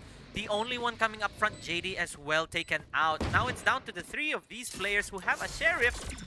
Poison Cloud, Flash. What are they gonna do? It looks like this round is over. It's just 1 man left. He's gonna run out of bullets. And just like that, anythinf looking really good. That was really interesting. The way Team Century were going to play retake. I mean, knocking 1 down on site, LVZ. It is as expected though. I mean, it is equal. I'm not surprised. So now they actually have full buy with LVZ going in on the Tour de Force. De Tua de Fos. Until the force. Yes. Whenever I see chamber, I always think of baguettes. La Baguette Sniper. La baguette sniper! Oh man, if you guys didn't pay attention earlier when we were talking, there was actually a chamber on our left, right next to our omen actually. So you guys will be able to see that over in the break here. But this Owl drone, Bug almost times it nicely. He avoids the suppression, however, coming in from that he's gonna open up a lot more opportunity here. A nice smoke bang to open things up. Does not manage to find the second there, but it makes it a 4v4. Easier on the retake. What a shot! Not only Bug getting that smoke bang, but JD landing that headshot on the smoke. What in the world are these guys on? Check their PC, the tour de force, managing to almost detect someone. The snake bite and the shock darts funneling them into the side here, while Centry are just mowing them down like shooting fish in a barrel. What can I say? They're sandwiched. A Bug said. Sandwich Bug. Team Ace. But wow, Team Ace as well. I think that sandwich was too called for. Last Yeah, it round was. in the half. It was a nice dump of utility over onto the right side of backside. You saw the snake bite coming in from Zera. You also saw the shock darts as well onto the area that was not covered by the snake bite in the same vicinity. So it caused them to cross over into the left-hand side, and everyone was so prepared. Exactly, with the ultimate and the utility being used, so much pressure being put onto anything F, and now it is the last round before the swap. Will Team Century be able to secure it and make it a 6-6, or will this go into a 5-7? We'll have to wait and see how things pan out here. Saffers is going to be posted up by this small cubby over onto A near the right side of that temple. Just watching the recon to try and see if anything happens. The moment this Owl Drone makes a bit of sound, the non-command comes in, and now the Owl Drone comes in. The need, look how aggressive they are. Genghis Kong immediately catching Sappers right there, not letting up shots against Zera. 2 members down. One enemy The Flash remaining. coming in, shot getting another one. A flawless entry. Everyone winning their one down shot. Who manages to get a third? What a hold! What a hold! What a spray down from Shock. Switching getting sides. the wall bang. Exactly, and now the sides have been switched. 5 for Century and 7 for Team Anything F. This is looking pretty close than I expected it to be. This is exactly how Bind ended. Anything F 2 rounds ahead. Century behind, but now Century are gonna be on the attack, whereas the previous map they were on defense on the second half. Things might turn around here. I have a feeling that Century are gonna bring something new here over on attack, because their ferocity, their viciousness on executing on attack is a lot more concentrated than it is coming from Anything F. Definitely, and I mean, we saw them win their pistol rounds very consistently, even on defense and attack. So, will they be able to win it this time? We have Shock being the only one on B side. I think this is very No common. snake bite. He bought a ghost. No snake bite. It's just a poison cloud. How will they hold it, however? The Trailblazer coming in, trying to see if they can detect Shock. Knocks him down to 70 HP. What a... But look, the nade comes in, but Buck dashes in just in time. What in the world? His utility usage is coming in from Team Anything F is actually really, really good. But Zera manages to get the controller down quite. Gets the refrag. Planted. LVG. But look at where Atom is. Atom gets one, but Zera gets the refrag. Look at that wall. Oh, Genghis Kong managing to find another remaining. LVZ coming out with 2.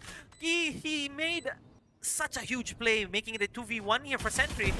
A bit of a wave from Saffers, but he manages to find Genghis Kong in a very sticky situation by that backside. That was almost a 1 HP and a dream. 2 members of Team Century were really, really low as well. Just a few bullet shots.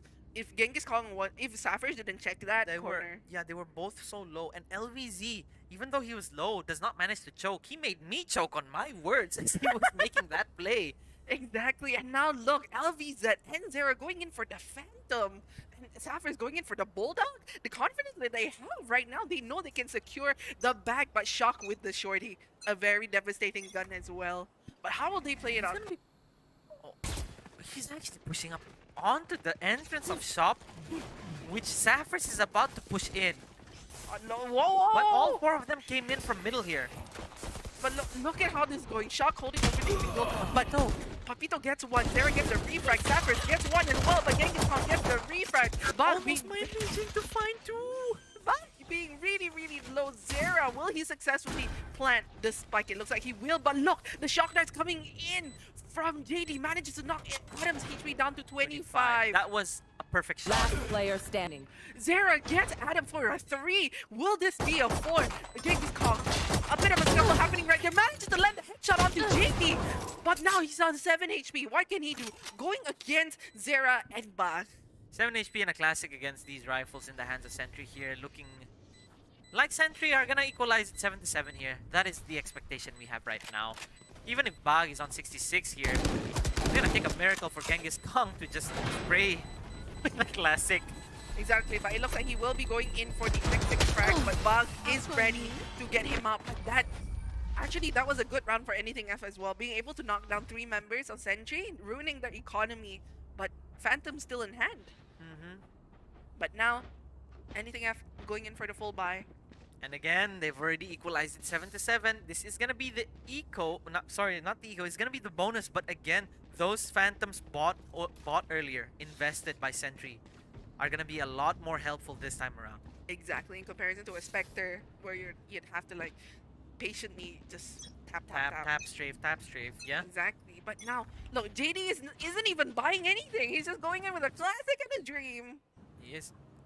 Shock, holding it over onto B main. But look, 2 members of Century are already in Hall. In halls with a little bit of a skirmish going on with LVZ coming out on top there. 5 HP, however, left in his name with only a classic, and Adam knows where he is. Zera manages to catch him off guard with Saffers making so much Look noise. at the rotation coming in where LVZ is in the side here. Oh, Adam. I called him Adam, but Adam. Here. But Genghis Khan gets JD out. Now it's down to a 3-3-3. How would this play out? Bug really separated from Adam his is team. really chasing out Bug. He's trying to shut him down from coming in from mid there, but he can just re-enter at any point. He is about to see him. If he comes out at the right time here from the back in tunnel, but a Viper Spit could play well against him.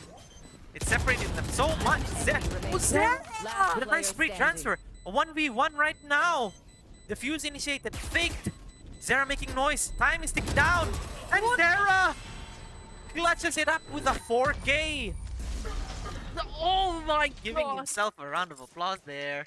I mean, what a clutch coming in from Zera as well. Being able to toy around with anything F with that Viper Spit. Like I said, that Viper Spit did play against them because of the way Bug was coming in from the flank and everyone already entered the fumes of the pit. But Zera, He just just knew. shutting it down.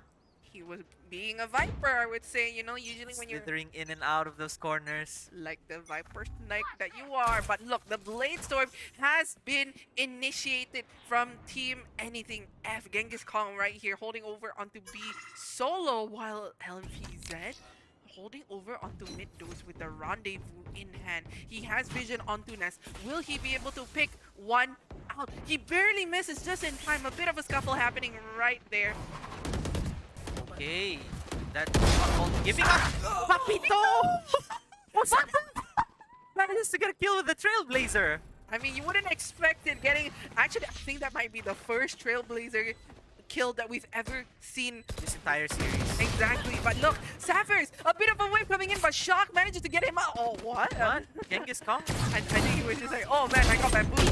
But Like, Genghis Khan redeems himself. now it is a 1v2. What will he do? remaining. Knocks it down to a 1v1. Confidence of Zera there being able to refrag just in time, not giving him any space. Well played, Zera. Definitely. And now, Century have a 2-point lead. This is looking pretty strong for Team Century as well, but anythinf starting the timeout. But man, let's take a look back at like the previous rounds. So far, Centry are, again, like I said, showing their viciousness on executing on attack. exactly. And I think this is quite a big difference in comparison to anythinf, where we saw they don't really play default a lot. They don't really They don't. But if you think about it, Breeze is kind of similar to Bind. Think about how the sites are set up. You've got B with two entrances, kind of like how you have Hookah, but instead of Hookah, it's gonna be the tunnel over at mid. But there's someone watching it over from Nest. So there's another option for the defense to reply there. And then if you look at A, 2 entrances, again, instead of having short, you've got a double door coming in from mid. Exactly. So this is looking pretty much in Century's favor. However, well, I think anythinf really needs to do their homework. Going against a monster like the Century, especially on their maps, this is looking pretty bleak for anythinf. I would say their entries have been really how do I say this? Their entries have been really common. It's Yeah. easy to read. It's easy to read, but they're not replying in tandem to what they've been receiving. Exactly. But look, how will Century answer this? Tour de force being initiated, but that knife coming in, preventing any further information gathered by the Trailblazer. Papito holding over the angle with the tour de force. How will they play this out? Century slowly making their way onto Atom. mid. Jiggle peeking, covering his player there. Okay, they're committing the owl drone this time around just to get the information, but 2 players coming up here. It's gonna be Bug. Almost gets taken out by the operator in the hands of Genghis Kong. That was looking a bit scary. Zera is double backing though, trying to hold over that trip in case anyone tries to be sneaky about it. I don't think anyone is there. But look what they're doing. They're just gathering information and then they're backing out, leaving JD to push up onto mid along with LVZ. Coming out. The recon bolt. Manages to go. The blind's coming Nice in. flash. But no, Genghis Kong managed to get one and Shock gets LVZ. What a pick coming in from Genghis Kong as well, but Bug picking up the side and the Viper's Pit Again gets from initiated. Zera. But look at what Shock is! He just runs it, comes hole, but Bug gets him out. Genghis Kong gets a refrag. One enemy remaining. That's a Spike down Bomb A. flash. To retake that, they didn't even manage to put down the spike here. A very nice response coming from anythinf. I think they heard us. I think they did every time we tuggered like anything going on. Exactly. We mentioned anything going on, just goes over to the other side. And then they you guys, this isn't a caster's curse. This is just simply them reading the caster's mind. But look, Century going in for the eco round this time. 9-8, 1-pointer difference. Papito on the operator. We saw how devastating he was on the operator. And now Genghis Kong is picking up slack. Previously, he wasn't really putting You much want to impact play? on Let's but now- play. And because of how close these rounds were earlier, Centry have lost a lot of credits. Economy not looking good. And again, just as Chimo mentioned, Papito with that operator is nasty. He manages to find his one. And he was on the tour de force as well. Looks like the operator's gonna win this time. But going in for a bit of a jiggle peek right there, not letting out whatsoever. But he is going against an operator. What will he do? Oh, Again, things are slowing down for Centry because they don't know what they're gonna be able to do against that operator. Bog trying to go for a peek. Again, probably could have baited it with a jump peek. Bait the shot out, give him space to repeat it. But Papito doesn't falter there. exactly. And the knife comes out, being able to detect. No, actually, he didn't even detect. It suppresses him. Yeah. Definitely suppressed. But look, Shock manages to catch Sapphires right by double doors. remaining. Papito as well getting another shot. It's only Zera left onto tunnels. Will he be able to knock a couple of people down? The pop flash comes in. More members going in gung-ho, and Adam catches him out, making it a flawless round and an equalizer. 9-9. anythinf finally finding their foot here. I was really amused seeing Bug get knocked out, you know, from another point of view when you see your friend. Yeah, when you see your friend, he's like, hey guys. I'm just gonna go in and see, you know, what's happening. And Papito just goes bam, Bam. and then he just flies out on the corner like a fly swatted. And Centry taking another timeout here. I think this is much needed. Yeah, because things are close. And they're taking the timeout before they're going to be in the full buy. And not after the fact that they've gone through a full buy. Exactly. This is the right moment for them to think out what they need to do. Because anythinf is starting to slowly adapt. They know, the moment that they know that they are on eco, they know they can push and pinch. But this time, they are on full buy. And I mean, so far, what about you, Ramiraj? I'm unable to read how anythinf plays. anythinf are very passive players over on defense. And they've been doing the same thing. They're just holding their angles, not letting up any space. They win confidently when they're holding, not when they're pushing. And I think them being on defense here is doing them really well. Definitely, but how will they answer it? Papito still holding on to the operator onto B. We know how devastating he was, being able to win over the Tour de Force that has a faster recoil, faster aim punch.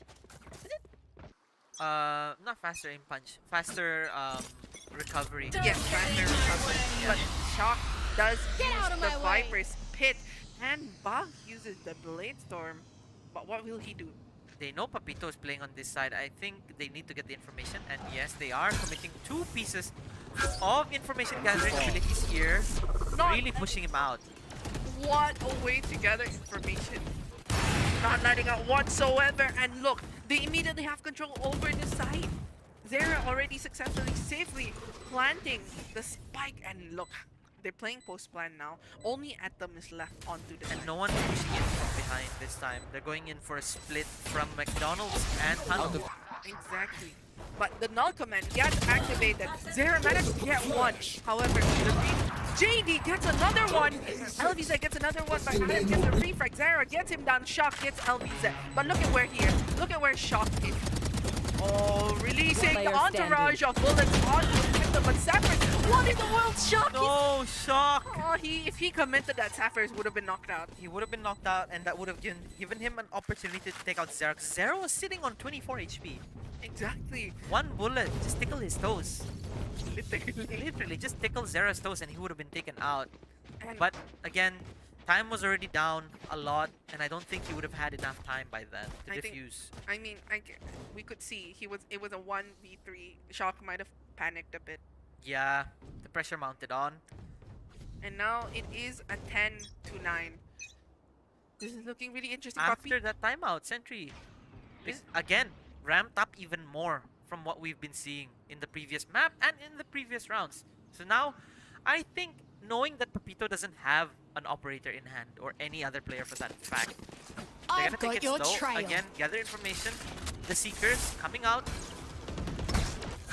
The Owl Drone managing to but recon. Whoa, so much utility and information being gathered from Centry right there. Adam manages to get one, but Bal gets the refrag, knocking it down to a 3. Papito still on the operator as well. And look, the spike has been safely planted again. No reservations, no hesitations. The Hunter's Fury comes out from JD to prevent any further movement, but look at where Shock is. Standing ahead. Shock going in for the flank, the recon bolt as well, managing to detect 2, but JD catches Flank him. shut down there. Papito taking on JD to shut it down.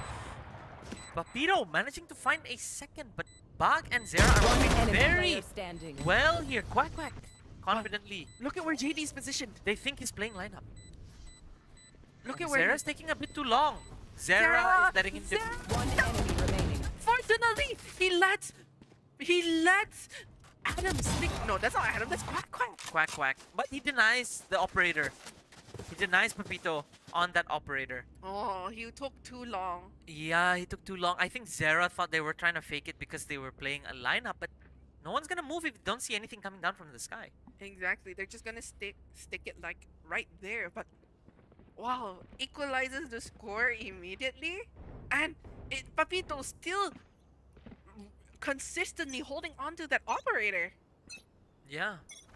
How will they play this out? They are quite even in terms of economy. They need to be able to put so much pressure on each other. But look, Papito's station. It's been so back and forth. It's so hard to tell what's gonna happen here. We don't know what might happen. Look, they're taking up mid. They are. This time around, they're going for B split. Setting up Sapphire's on B main, but they're backing off. Oh, they're trying to bait a rotation in, and it's opened up actually a lot of space here. Papito backing up immediately, but knocks Zera down. No cover for him whatsoever. That was actually a big misread. He should have used his Viper wall. He should have cut the site in half there, denying any information, denying any opportunity of Papito getting that pick. Exactly, and now it's very Teleport's risky for Centry to push in. Okay, a jump peek. They're trying to bait out. They're really trying to bait out this shot. But Papito. Papito's not falling for it. He's not having it. But LVZ catches him with a white swing. Very nicely timed. Exactly. Have to say, but Kiss Spike down Oh, A. with a nice One one last tap player while he was standing. about to be blinded by Sapphire's. Picking up the pace right there, getting 30 his seconds spawn. left. It's only Bug left. We know how sharp he is with his aim. with his aim. Will he be able to secure this 1v4? Everyone sandwiching him right now. 20 seconds left. Spike not even in hand. He just opens the door, putting up so much pressure. The dive coming in, but No one is gonna pick this until he fully completes the plan. Nothing is 10 gonna happen. seconds left. That recon bolt also giving away his position for Shock to get him on the flank. Making it an 11 to 10 with anythinf taking the lead. man, this is getting really. I don't know how this will turn out. Now, looking to be in team anything else favor. How will Century answer this? They have the economy. Century still has the economy to buy one more time, I would say. I think. Okay, maybe going in for a light buy, some guardians, light shields, but Papito consistently on the operator. Him and Genghis, look, they're both so close in terms of score. Both on 21 kills, one death difference. That Exactly. being Genghis one up from Papito. And he's actually picking up his pace right here because previously on Vine he was a bit underperforming. Now we're actually seeing him pop off, so putting up so much impact onto Century as well. But look, they're going in for a split push this time. Almost getting punished there by Saffers for missing that shot. Papito is down to 63, and with that, the site is already taken. Rendezvous on a long Spike cooldown gets planted. destroyed. Genghis Kong again on the Blade Storm. What a smoke coming in from Team Century. Sarah shutting down the Blade Storm, not even tagged a little bit. Bug and Saffers are gonna be playing this together. A nice run and gun from Saffers. Papito punishing him. Hunter's Fury managing to damage one player. JD taking down Shock. Revealing Two players area. left on anythinf. It looks like it's gonna be an 11 to 11 here. How will they play it out? Papito playing on the stairs with the operator. Will he be able to see LVZ, who is situated over on double One doors? enemy A bit of a remaining. scuffle happening right there. And Bug manages to catch Quack. It's only Papito left with the operator. And now the team ace. I saw what you were trying to do there. You were trying to style on this kid. He's just disrespecting him, running up towards him as soon as he knew the operator had to just put the next bullet in the chamber because he missed a shot. He just goes for the gun and then updrafts 360s, distracting him just enough time for his teammate to take him out. And again, we're on 11 to 11. LVZ with the operator, and now the tour de force being activated for Papito. Papito, yes. Operator, I mean, we saw so many operator versus tour de force battles And earlier. the operator has been actually winning over the Tour de Force, but this is Papito we're talking about. How will this end up? The tour de force has been. And Papito, instead of playing at A, he's gonna be on B. But against Saffers and JD, he's hiding from both of them this time. Oh, but he still has to get out. Pretty smart. One bullet being used right there. The location has been revealed. The Viper Spit has been initiated from Zera as well. JD has the spike, and now he will be successfully planting it.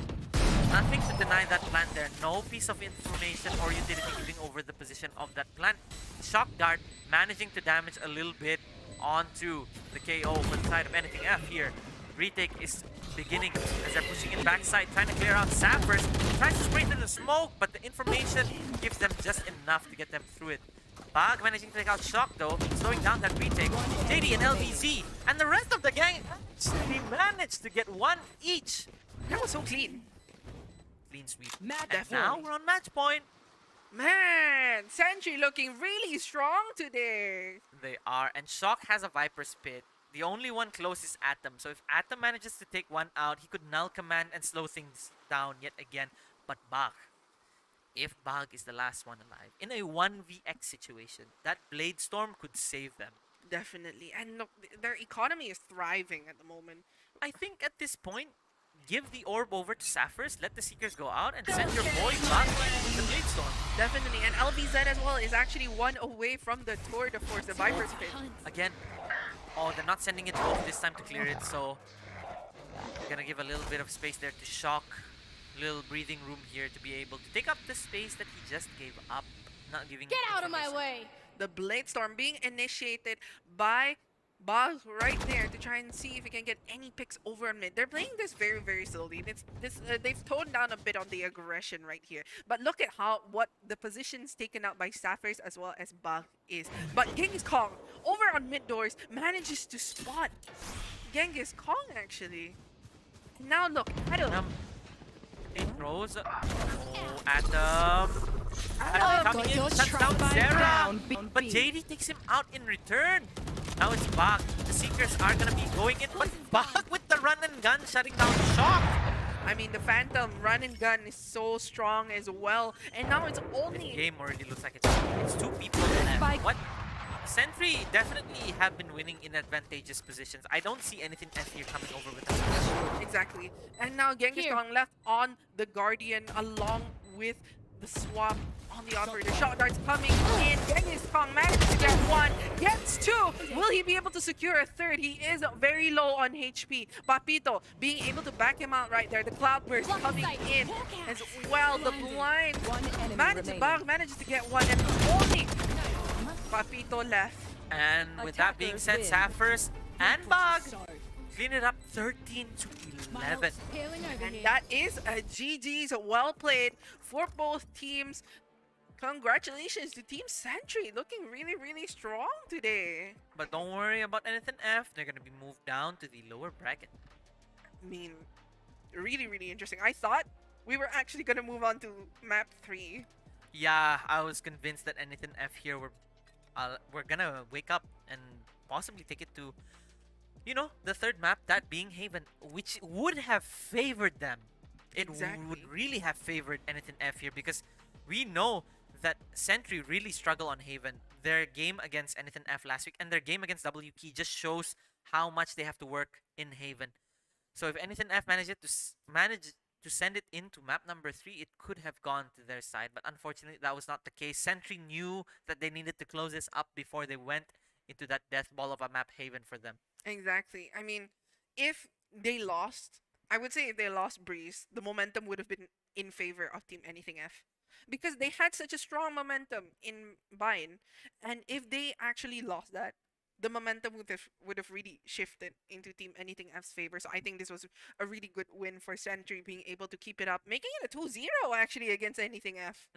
So this is a completely different side of Century that we have seen in comparison to what we saw in week 1. A lot more stronger, a lot more stable, a lot more solid. And I think they've done their homework against Anything F. And Anything F, you guys looked a bit messy right there. And, oh man, what can I say? Congratulations to Century. You guys will be moving on forward. And but don't worry, Anything F will be moving on to the lower brackets, which we shall be seeing later. Am I right? Yeah, they'll be moving on to later. And we will update you guys on which match is going to be live later on. But for now, we're just waiting for things to be set up. We're going to be interviewing one of the players coming in from Centry. Who do you think it'll be? It's got to be Bug, right? Definitely. He's been the star of the show ever since the beginning of Centry's strong run from last week.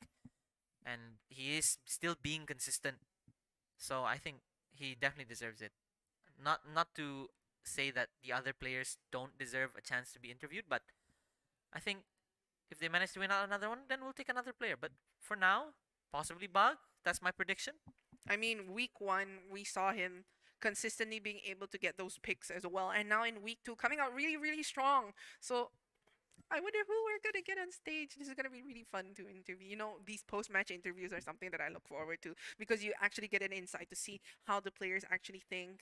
How they feel coming out of a match like this. Especially because that second map was really close. I want to know what's going on over the side of Century here. Exactly. And don't forget, this was a rematch. It was. So this is a strong rematch view in comparison to what we've been seeing last time. So I wonder, who are we going to be getting? But man, make sure everybody at home, get yourself hydrated, get yourself some snacks as well. Today's going to be a really fun day as well. It is day 1 for week 2. Yeah, and it's been cold lately, so, you know, grab a blanket. Yeah, it's been raining a lot actually. It has. But yesterday, oh my god, yesterday was so tilting.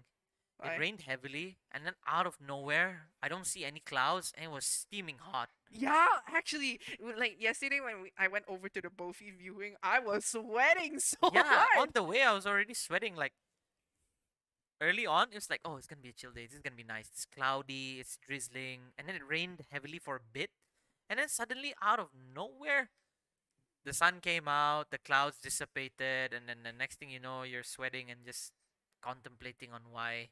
Why are you Why there? yeah, why am I just sweating? Exactly. Like I know, like you didn't expect. You know, the weather's kind of moody. Maybe that's why I'm feeling a bit under the weather. But make sure to stay safe, everybody. Wear your masks. Get yourself some booster shots if you guys haven't. Have you gotten your booster shot?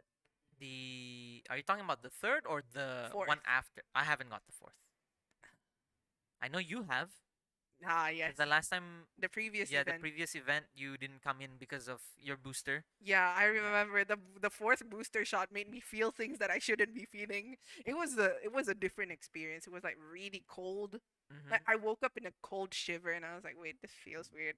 Yeah, I mean, compared to the first three shots, is it as bad? I Um, think a lot of people here would be interested to hear about that experience because you usually have shivers, especially on the second and third dose. But compared to those, like how does the fourth one hold up? for me, the second and third dose felt like a normal fever because Oh, okay. my immune system's kind of a bit weak. Uh-huh. So everything felt like a normal fever, but the fourth one, it just felt like I had ice cubes running down my veins. And it was just a really different kind of cold. Like no matter how many blankets I wore, like Yeah. no matter how many blankets I had in my body, it just didn't dissipate as well. And it looks like we will be moving on to the interview. Let's see who's up on stage, everybody. Dun, dun, dun. Well, Hey, and my prediction's right. Welcome to the interview, Bag. Hello. Hello, Hello. hello. So, how do you feel coming into this rematch over in week 2 against anythinf? Again, sorry, I can't hear you. Oh, okay. Sorry. How do you feel after managing to win against the rematch on anythinf? Obviously, feel great. The team did some bot reviews. We did well. Yeah. It was a hard fought match. It was really a hard fought match. So quite happy. All of us are jubilant, happy. Yeah. That's really, really good, and I can see all the smiles on your faces right now. Actually, we really want to say congratulations. This is a different side of Century that we've Yeah. been seeing in comparison to week one. What? How did you guys actually? You guys did your homework, didn't you? Yeah. Yeah, yeah, a lot of homework. Like for the past week, we went through pretty much every day. We looked through all the teams, especially looked at TG versus Goodfellas because they Yeah. were playing Breeze, and we were trying their play style.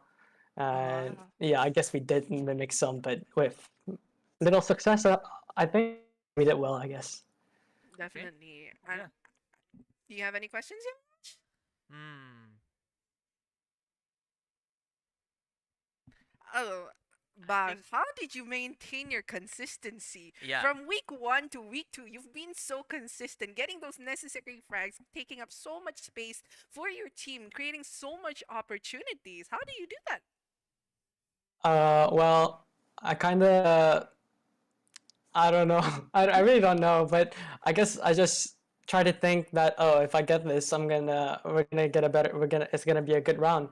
And I just get a confident mindset, and I just jump around, I try to hit headshots, one taps and everything. And I just think I just yeah, I just get a positive mindset of everything. And Okay. so yeah. Okay. Okay, I finally have a question.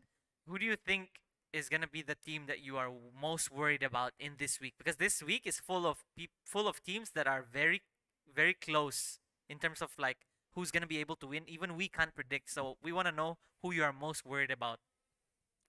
I would say W Okay. WK, as yeah. we were beaten by them last week. Yeah. And so yeah, I guess we're worried about them.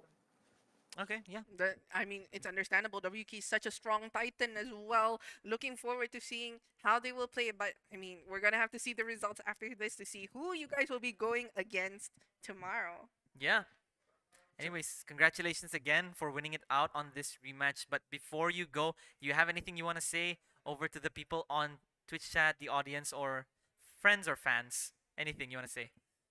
I have a few people to shout out, especially my team: Safwan, Zara, Jaden, Daniel. Special thanks to my friends who believed me: Hadif, Centium. Uh, can I do a special request to ask someone? Yes. This is a special question to Centium.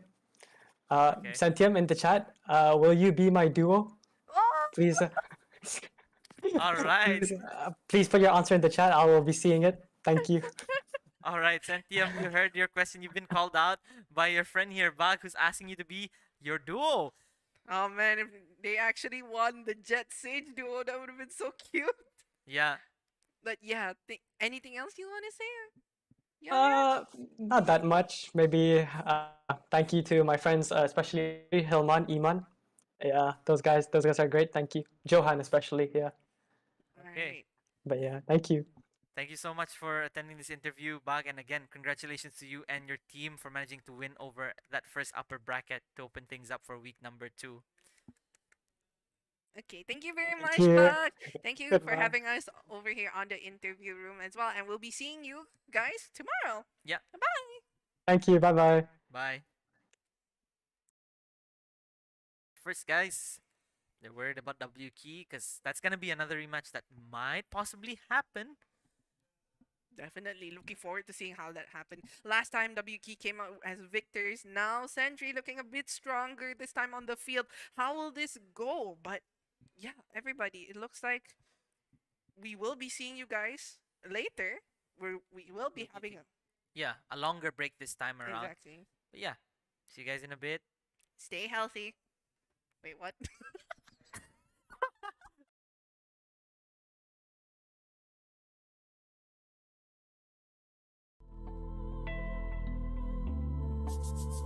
We go out and on the night, reach up and touch the light. We're dancing, we don't sleep until we die.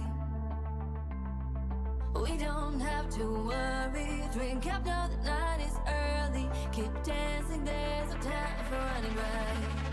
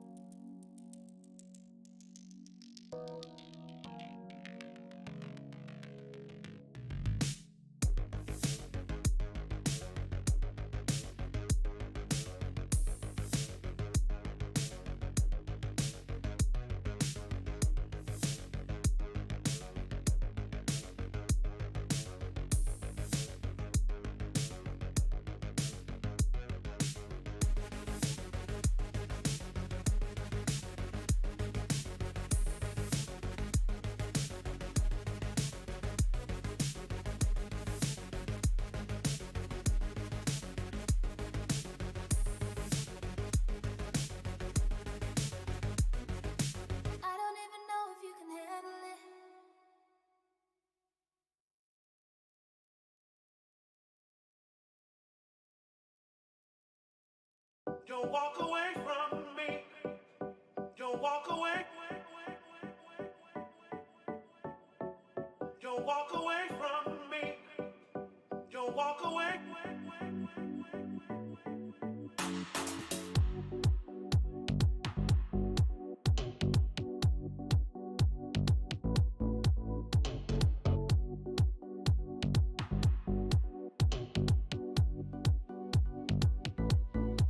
Don't walk away.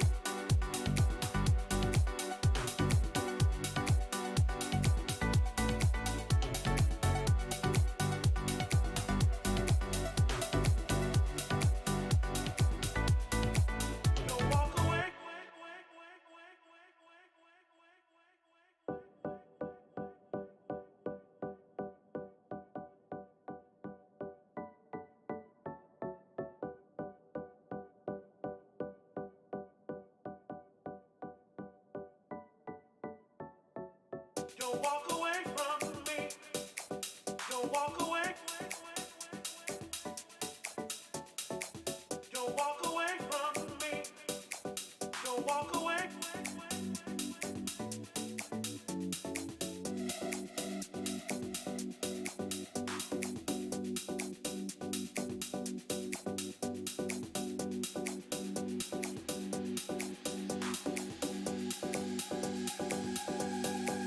Don't walk away.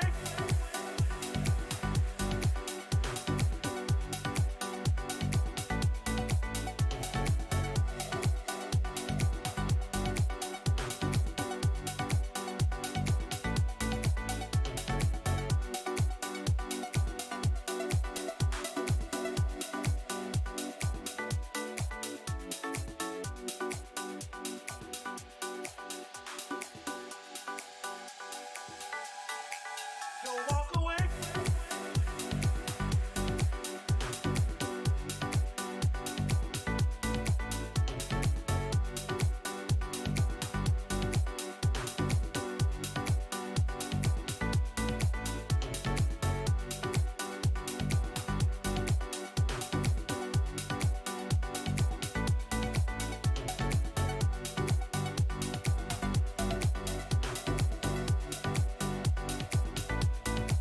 Don't walk away.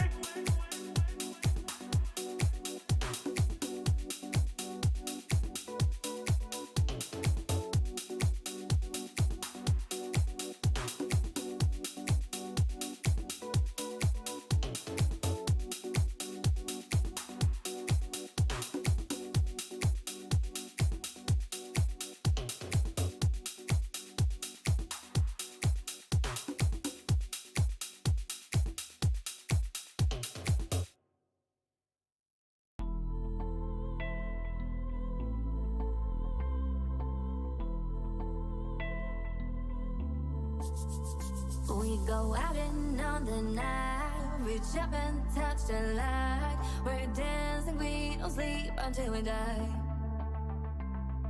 We don't have to worry, drink up now the night is early. Keep dancing, there's no time for running right.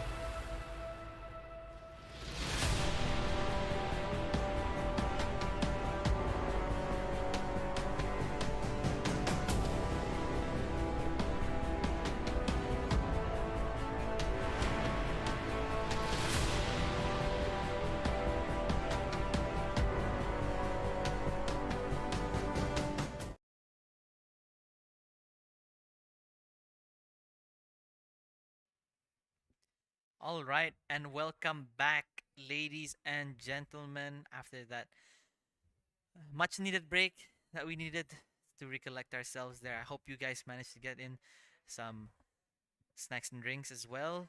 We are going to be moving on to the lower bracket here. We're Going to be anything F against anything F versus R RV Ven- RV Vengeance. Yes, Yes. yes, exactly. I was a bit confused there. Yeah, sorry, I was a bit confused Yeah, there. the as brackets well. were. How do you say this? The break really kind of caught us. We really needed that break because what we went through was so intense. Century making a comeback against anything F, and it really, really showed us the potential of Team Century. But now we are going to be seeing the lower brackets. Best of three, RV Vengeance against anything F. And we have Tutong Power going against OGF right here. Mm-hmm. But RV Vengeance making a name for themselves, as you know. How do you think it will play out against a team like anything F? We saw their performance earlier. Mm-hmm. RV Vengeance against anything F. This is gonna be interesting because I haven't casted over RV Vengeance. Mm-hmm. I've consistently casted over anything F over the past week and this week as well. Literally just now, alongside with the lovely Chimo here. We are gonna be moving on to map Veto right now with RV Vengeance gonna be taking out the first map, Haven, a map that we know would have favored anything F.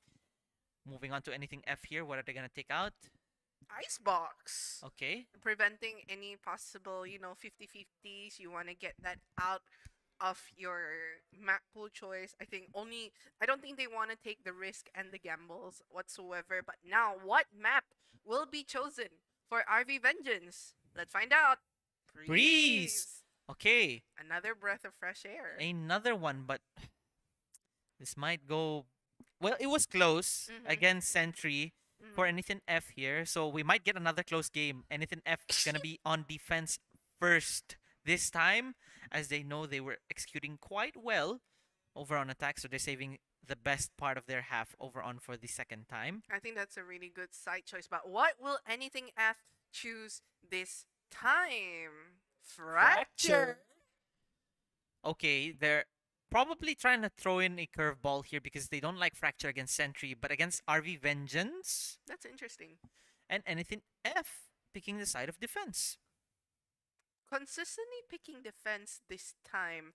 How will they be able to? It looks like they're not letting up whatsoever. They're letting the second half, especially on big maps like Breeze and Fracture, Yeah. having the second half in your hand. I think that's really, really good. So I think that's what Team Anything F are trying to do as well. But what will the decider map be? Oh, RV Vengeance actually picked defender side. Okay. Yeah, okay. So I thought that was a. Yeah. I was thinking anything F picking sides twice in a row. Ascent is out of the equation yet again, but this time RV Vengeance are the ones taking it out, not anything F. They're not giving any chances to anything F whatsoever. What are they going to ban to make it the decider map? Pearl. Pearl again out. So Bind, we're gonna be seeing Bind yet again. Bind and Breeze, the commonality for today. But this time around, we're swapping out Bind to be the decider instead of Haven compared to what we saw in the first series. I was looking forward to seeing them pick Pearl because off and the ones that aren't being shown live actually pick Pearl. The ones that were happening in the background last week. They were Yeah. having decider maps on Pearl, Yeah. which I would have loved to be able to cast over. Exactly. We haven't been given an opportunity to talk about Pearl on the caster's table or on screen. Exactly. So if we actually get a Pearl map, that'll be the first time we'll actually be able to properly cast over Pearl. But now the maps have been chosen and the sides have been picked. Breeze, Fracture, Bind. And two maps where RV Vengeance choose defense. Yeah, BFB, Breeze, Fracture, and Bind. Oh yeah, that makes more sense. BFB.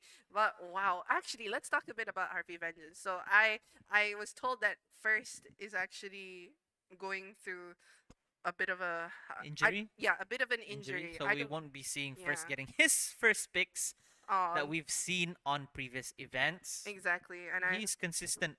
yeah, consistently getting those first picks, being the first entry, first point of contact, first everything. So I would say it would have been really, really interesting to see how he would play. Unfortunately, he did suffer an injury. So get well soon to you first. Hopefully, your hand will feel better. But how will this new line, who will be replacing first? That's the thing. I have no idea. I haven't had the chance to look at the roster, and I don't think we have anything on the casters table here. But Let's have a oh, look. actually, we have a number of players here. We have Cursed Hyuga, bro. Curse Yuga, Bro Lit Man. Yeah, Bro Lit Man, always getting Bro. his clutches. Tenki, Lunatic Kill. I'm seeing Shar and Fabi here as substitute players. So it's either Shar or Fabi who's going to be replacing first for RV Vengeance. Exactly. So this is gonna be really interesting. Usually we don't really see, how do you say this? We usually see first being the first point of contact for everything, taking those first necessary picks. Which who will be replaced after? How do you say this? Who will replace first in his position? Yeah. Which which we shall see in a bit. So stay tuned. Hang in there, everybody. Hang tight. See you in Boeffi.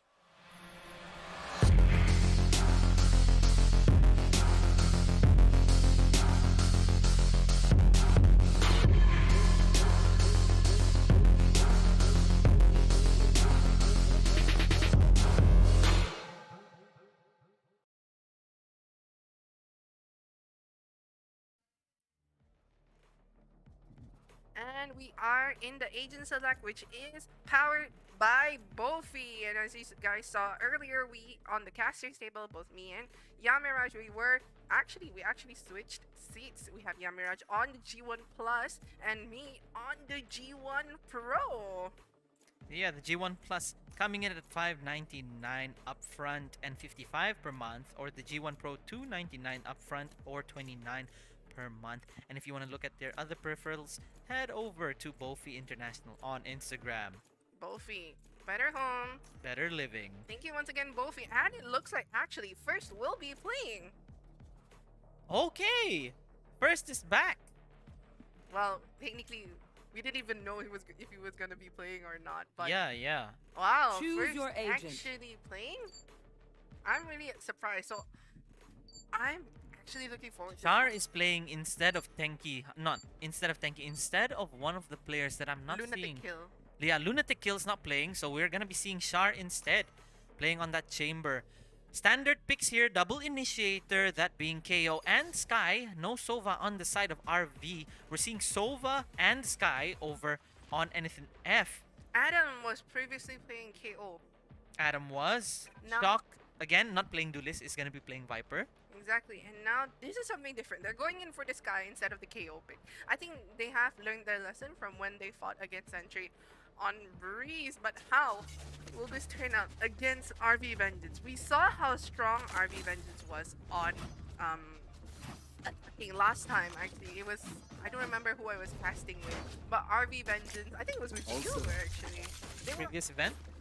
not previous event, this event. I don't remember. They were on Breeze, and we were always going like, oh, First gets the first pick for the first round. I don't remember. I think it was me and someone else. It was definitely not. It's possibly someone else, but I remember that because First was getting all the important picks here. So I'm looking forward to seeing the impact that he's bringing. Let's talk about the setup here coming in from RV. That trademark is a very nice position here when you commit to A, because it's gonna be stabling out anyone coming in from the halls. But again, yeah, just as Chimo was pointing out to me here, Shock is playing so aggressively with his toxic screen here. Almost finding a pick onto Char there, but Char reacts so nicely. Papito getting one, managing to get a second, gets the third with the classic. Will he be able to find? enemy remaining. Finds the fourth. Could have gotten the Spike fifth because he down takes A. Tenki down, and I think 40 his teammates are just holding it for him so that he can open up this game with an ace to start What things off. a match opener for Team RV versus anythinf. Pengi sitting up right here on Hall right again. Kong is just waiting for Papito to get his ace, especially on the pistol round. And no, the first of the day for this lower bracket. It is Papito, nasty on the headhunter and on the classic. Exactly, and they weren't even like swinging together. They were lined up for him just one by one. And Papito using the classic, showing no fear, landing those headshots as well. Very nice. 5-0, and he's 3 points already away from that tour de force. And considering it's gonna be a round where they're gonna be able to buy up a better weapon now, it's gonna bring him even closer to that tour de force if he manages to find any more picks. But RB opting to go for a B push this side. Shar gonna be posted up at the back of window as that headhunter is a lot more lethal in the long range here. Quack quack, just holding up tunnels. Look at how they're playing around. They're playing really, really slowly, and Genghis Kong manages to land the first shot onto Shar, actually knocking the chamber out, letting them opening up chances for them to be able to flank. But look at how much space Genghis Kong is taking up. Trailblazer and the 0 point not getting any information here. That is a lot of credits wasted over from RV on the eco. What are they gonna do? Respond. Dog actually on a Vandal. One enemy remaining. Adam covering Spike him down, does not B. lose any armor whatsoever, and it's up to first. He's gonna be fighting against Shock, managing to tag him down low. Does not want to give away that weapon here. Doesn't want to give any more picks. And again, it is Papito who was kind of struggling to find his shot there, but manages to land it on his head, making it 2-0. This looks very clean. It does. Coming in from anythinf. I like how they're showing us that they're still in the game despite the fact that they lost a close one against Centry. Exactly. And I mean, Shock with the confidence that he had going in for the Vandal already during the second round. That was really, really impressive, I would say. And now Team RV are going to be going in for the full buy. How will they win against Team anythinf, who are on the eco at the moment? Standing ahead. Bonus, sorry. As we would expect, that full buy should be winning over here, so RV are expected to bring one on the board. But again, anything can happen in VALORANT. But Brolit Man manages to find a pick onto Quack Quack. But look, first already taking up so much space onto Nestenki. Manages to get Genghis Kong down, making it a 3v5. How will they go? Look at the smoke coming in. Adam's position here. 3 people on the side of that broken wall, and they're not clearing it out, and he manages to almost pre-transfer, getting a second onto Down Yuga. B. That was such a great pick. I would say Papito lands the shot onto Tenki as well, player but standing. Yuga Remaining. catches him up. It's only Shock left going against 3 members of Team Spike RV. planted. How will this play out? Shar lands a few shots and manages to clinch it out. Very nice spray control coming from Shar, considering he had to reposition it, and still, again, managing to find the head of Shock. Exactly, but that was a bit expensive for Team RV. 2 members knocked down, especially during the full buy round. But I would say, I mean, they still have enough money to And buy Papito now, again, doing his thing, buying the operator. Has a tour de force, but I think he's probably just saving that for the eco. Yeah, he's probably just gonna initiate it when necessary. Yeah. But look, this time RV are going to be going in for the A push. Nice lineup. Poison Cloud lineup, blocking the double doors here, allowing Shar to go in and take the space in halls. Brolit Man holding his Trailblazer, trying to get the information as to the whereabouts of players from anythinf on A side. The Trailblazer coming in to try and see if they can detect anything, but manages to spot Papito. Papito actually managed to salsa dance his way out of that. He actually went into the middle of those 2 temples and did not get swatted out. Actually? Yeah. Whoa! And he takes out Brolit down Man. A. What a shot coming in from Papito, being able to knock down Brolit Man. Almost finding a second onto first. Spike planted. Oh, and the spike has been planted, however. And look, the volley coming in from Yuga. Yuga gets 1, Shar gets 2. It's only a 2v4 left. Quack Quack, will he be able to find one? Adam is sitting on very low HP, but if a whip Enemy of remaining. First gets a payback, first gets another one. And that is another point given over to RV Vengeance. RV Vengeance here, equalizing it 2-2. We were expecting a bit more coming out from Papito there, but the impatience coming in, pushing through that fragment grenade, cost him a lot, and it cost the operator. So he's going to be forced to play on his ultimate now. And Hyuga can shut that down very quickly with that null command. Definitely. And look, first is actually 1 away from his Blade Storm. Tenki 2 away from his Viper's Pit, and Broletman 2 away from the Seekers as well. exactly. So they have a lot of advantages towards themselves. The .59 coming out to try and see if anyone's near Nest. Unfortunately, no one's playing there, but they're instead playing Crossfire. First taking such an aggressive angle, but Papito knocks him down with the turret force, making it the first opening pick. And with that information given away, they're going to be playing cross map here. Bit of a whip. Shock almost managing to find the second onto Hyuga, but Hyuga stops him in his tracks as he's crossing the side. Adam barely missing his shots there. Char punishing him. Plant is being placed. Now a 3v3 pulse plant initiates. But Genghis and Pepito managed to find one. And now the null command is being dedicated into this 1v3 situation from Hyuga. Finds the head of one. Gets the second, a nasty shot. And he almost gets the third, but Pepito comes out on top. Papito, nasty shots. I thought that RV actually had that in their bag. They look so strong. Hyuga overheated. That overload coming in from the null command caused him to spray a bit too much. And he misses the head of Papito. Those clean taps though onto Genghis Kong as well as Quack Quack. Those first 2 picks, Definitely. very clean. So But the last one, a bit of an overheat. But again, so much damage was done. A lot of ultimates were wasted here. So now things are probably going to slow down. And Pepito, again, operator in hand. RV, what are you going to do against the guy who has a one-shot, one-kill weapon in his hand? they're going in for an A push this time with Papito solely holding onto A. The amount of noise making, they know what's gonna happen. Taps him on the toes! Hyuga is down low, but the resurgence coming in from Roland Man is gonna replenish that HP up. And Char, again, already up front by this double door. Trailblazer spotting him out, causing him to reposition here. The blinds coming in as well, trying to see. But Char manages to reposition just in time for Genghis Khan to not catch him. But Papito gets bitten by the Trailblazer mid-teleport. But look, they're not committing. But where is Shock? Shock.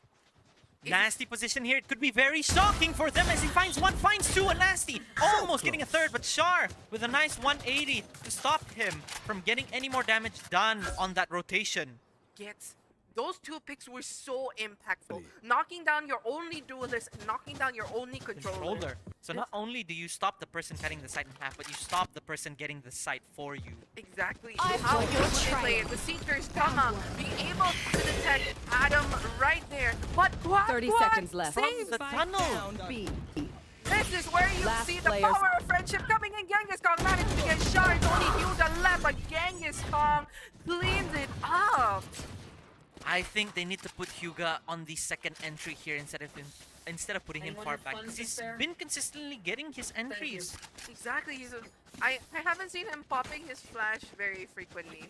Yeah, I'd have to agree with that. The lack of use from his flash drive there. Yeah. I think we've been seeing this a lot from KOs that have been playing in this tournament as well. At first, they don't really pop their utilities very frequently. A lot of dry peaks. Exactly, a lot of dry picks. I think Hyuga needs to realize to play? that pop Let's flashes have play. been impactful right here. With the Blade Storm coming in as well. Atom information given because of that. The guiding light, not the Trailblazer. And he is going to be suppressed here from that 0 point. The blinds coming in. Just able to get information, but Quack from the tunnel gets first down on the first pick. That Viper wall as well. Shock catches Char off guard. Oh, that's Drone. Owl manages to catch one. Adam manages to stop Roland Man from even planting, making this a flawless round. 3-pointer lead for Team anythinf. anythinf taking 3 ahead. RV, what are you going to do? How are you going to respond to this? You haven't been able to get the site properly without losing a man. You haven't been able to get your first picks. First being the first opener taken out again by Quack, who landed a nasty one-tap coming in from the tunnel there. So I really think that RV are gonna have to rethink about how they're approaching this. Their A side looked a lot better, I'd have to admit.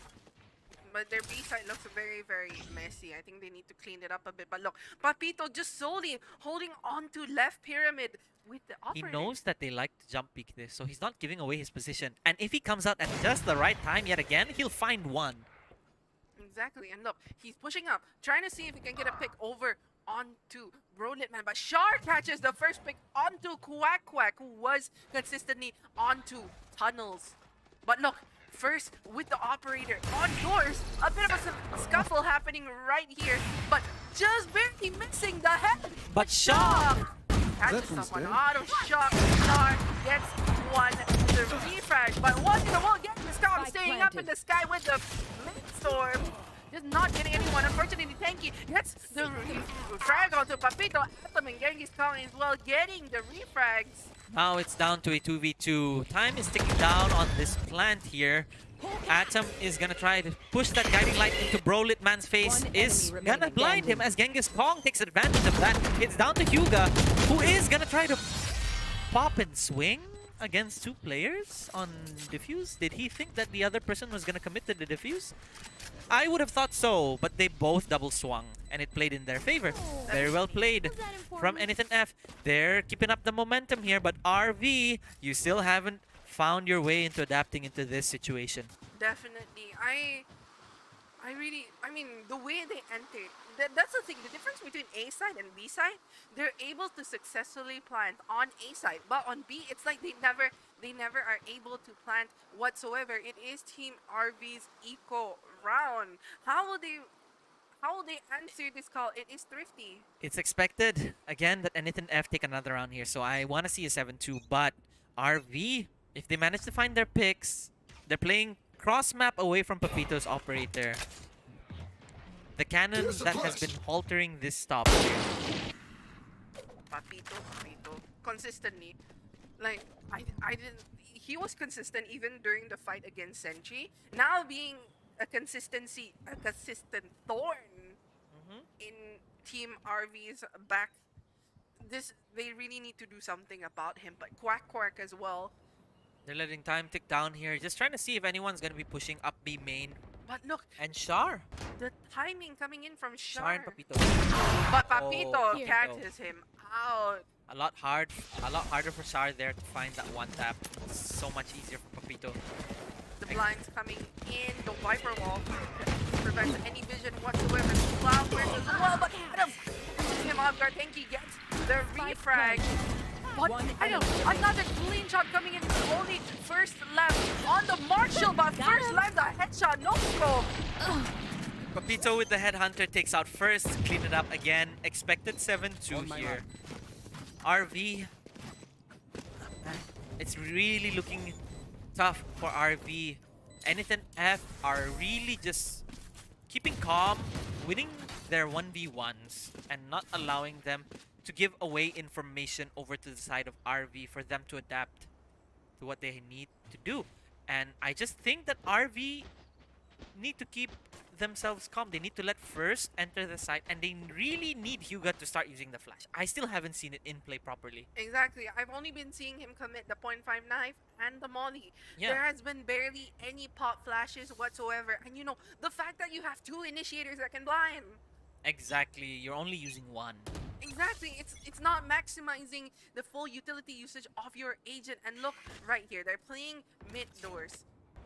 Like two people playing split, 3 people playing over on B main, but Brolitman catches Genghis Khan over. Breaking his breadstick now, up to 2 kills. Healing up Shar a little bit there. Tanky just posted up by elbow. Information given that Owl Drone came out from Quack Quack over in tunnel, but Papito again equalizing down to 4 because he takes out Brolitman. Shock dart coming in hard first, taken out as he tries to stomp in, disrespecting Adam's hold.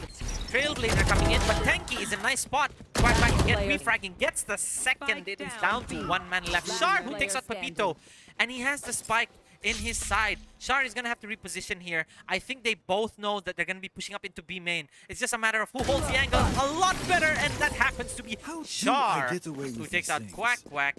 Quack Quack looking like he was actually gonna win that situation for his team. Actually, He was repositioning and he was trying to cross just in time, trying to make it a lot more unpredictable for Char to be able to clutch that round, as you would expect him to be playing inside of B. However, he just catches him just at the right time. Exactly. And now it looks like RV will be slowly catching their momentums as actually look at the economy for Team Anything F. It's a bit mixed. It is. It's like at least only one person Shock has 5.1k credits. But look here. What's happening right here? Shark managed to get wait, what's that wall? The wall coming in from Shock? Yeah. Viper wall here. It's causing pressure though. It's causing pressure, But again, I don't know. He's down to 10 HP because of that. He took the fight seriously. A dink again from Brolitman. So much damage done over for anythinf right now. It's just up to RV Vengeance to capitalize on this moment. But they can be healed up. And they are being healed up. and what caused the Viper wall being pushed up by Char on the Lurk? Will he catch them on the flank? He has the information. The recon ball has been destroyed. Will he need to hand off first? A bit of a whiff coming in right here. Unfortunately, Quack and Adam catch them out. But look! Hyuga making the rotate over on Goodbye. Else is fighting on to B. And Char is already on the back of CT here, stopping anyone like Adam from being able to go back. What a read coming in. 30 seconds left. That is such a clean plan. Just having everybody fight over on B and having Char sandwich, making sure that everybody's on B. But this is so smart. anythinf knows that one player is posted up, cutting off the cross from CT, and now they're committing all the way into mid doors. However, that fragment grenade is slowing them down yet again. They have the wall, preventing any further vision coming in from Cubby. However, look at how Char is the Viper. Oh, mid-Viper is hit, but Char collects himself and catches Paquito. Look at how Shock is just holding the defuse. Hyuga had to reload, but Pop Flash coming in doesn't stop him for anything. He sticks to the defuse. Remaining. And anythinf Quack manages to get his fourth. 8-3 RV. They only got the third round because of Char's performance earlier, and he wasn't able to get any more players this time around, and it was a wonderful positioning, unfortunate timing. Exactly. I mean, Quack has been performing really well, I would say, so far. Playing a lot more confidently than we've seen him in the past 3 maps. Exactly. So this is a different side that we're seeing. But Hyuga, you really need to commit those flashes, man. I only saw your flash once, and that was earlier. But here we have the tour de force coming out with Genghis Kong on the Blade Storm. How will this go?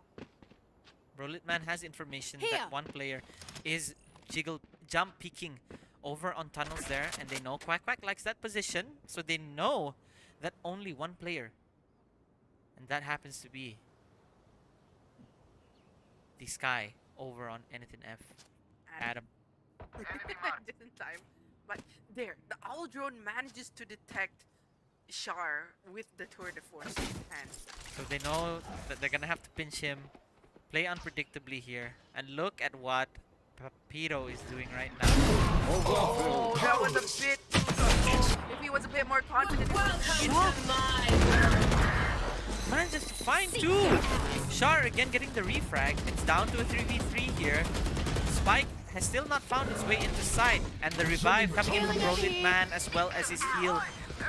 Seekers coming in as well. The Hunter's Fury ultimate's being committed right here. Remaining. What quicken? Get the refrag. It's only Char left. Char catches at the mid resurgence, and wow, 9-3. Strong start from anythinf, but could this be a 9-3 curse? As we know, a map like this, once you switch sides, kind of like what Dubris says about Icebox, it's a completely different half. Exactly. A different story being told, different teams being played right here. The sides have been switched. It is Team anythinf's turn to make the attack. We know how aggressive they can be, especially on the attacking side, but how will Team RV answer this call? They need to pick up this pace, I would say. But look, Team anythinf are already posted up on B. They know what they need to do. They just need to push into B. Look, the ping's coming in as well. I think Char is trying to go for an aggressive peek here with that rendezvous, but no one is playing here. Absolutely no one. And look, the Viper's wall being committed right here. The Viper's smoke preventing any further aggressive movements whatsoever. And with the information being gathered by Shar, Poison scanning and seeing if there is anyone there, they know that they can pinch them. It's only a matter of who Attack. can pinch faster. The Trailblazer coming in along with the Owl drone. Look at how fast Genghis Kong is already into sight. But will they catch themselves up? Clean enough. Spike planted. Gets one. Why will he get another one? Genghis Kong catches Tanky, but first gets the refrag. Shar gets Papito mid flank. But look right there. Doc and Shar. Adam catches Brolin, man. 3 versus 2 with Adam being very low. Shar catches Shot first. Catches Quack. It's all Adam! With a nice jiggle one tap. What in the world even he's happy right now? I mean, I would be ecstatic. Look at how clean that jiggle tap was. It was very clean. So well timed that he knew he had to come out of B main. He just presses his left click just as he comes out and he hits that shot so beautifully. They were also very low HP. He was. Yeah. I thought that RV had that round. Like finally they get to breathe, but no, Adam completely just devastating any hope right there, and we're expecting it to be an 11-3 as they're gonna be at a disadvantage here, and it's a lot harder. Right. But RV are forcing, actually. They tag a player over onto anythinf right now. Oh, very, very interesting. Both teams force buying a bit equal right here, but look, Shock is actually posted up already. Nice. Wait, Genghis, I think first managed to tag a bit onto Genghis Kong's feet. But look at where Shock is positioned along with Hyuga. And first, finally getting the first pick to take out Papito. First getting the first pick. Watching here. On the first second round. But Shark teleports out with his rendezvous just in time before he is caught. Adam gets rolled in and Shark gets the refrag. Adam Genghis Kong gets the pick. Bulldogs in action. Who let the dogs out, Yamiraj? They catch them. They did. It's Genghis Kong and Adam letting the dogs out of their cages here. Tenki, what are you gonna do? anythinf got this in the bag. Toxins going up. How will they play this out? Right, so a bit of a tango happening right there. Unfortunately, the dog won better. Genghis Kong. The snake losing to the dog in that little salsa. Man, this reminds me of an article I read the other day. It was like about a little girl who was mad that the snake bit her, so she bit back and killed the snake. Oh my god. I was like, wait, what? What's that? That little girl is actually built different. Literally built different, better than all of us here. And because RV went into a force, they're gonna force yet again. I'm confused. But they have to try. They really need to stop them from getting onto match point. This will determine how the momentum will go. Adam already aggressively going into the Trailblazer. But look at how fast Genghis Kong is going in. Don't fear whatsoever, but Broly! Matt disadvantage in that situation. And first, also covering him, but Papito shuts down that momentum roll. Look at how fast it is. But look, first, playing the anti-flash right there, sitting on 38 HP, a bit of a scuffle happening right there. The drone managed to detect one player standing. Adam and Papito landing those headshots with the Bulldog, and now it is match point just when we close and open our eyes. Again, RV are making these rounds very close. They're making opportunities for their teammates, but their teammates are responding too slowly. They're rotating a bit too warily. There's a trademark watching halls. Just cross on over and help your teammates who are stuck over at temple and stairs. Like, they're busy trying to keep the pressure onto them and the enemy. They're busy trying to make an opportunity for you to flank. Yeah, and no one's capitalizing at all. Exactly. And the thing is, that's the thing. Sometimes whenever they flank, even Quack and Shock would catch them off guard. They would. But RV always comes. I mean, Shark comes out victorious during those flanks. So I really think that Team RV got your trail. But look, the Seekers come out, the Blink Storm comes out, the Owl Drone as well. Shark gets the first pick onto Shock. The Seekers manage to detect first. So, Brolin gets Adam, Quack gets the refrag. An anime battle that would have commenced. But Shock making full use.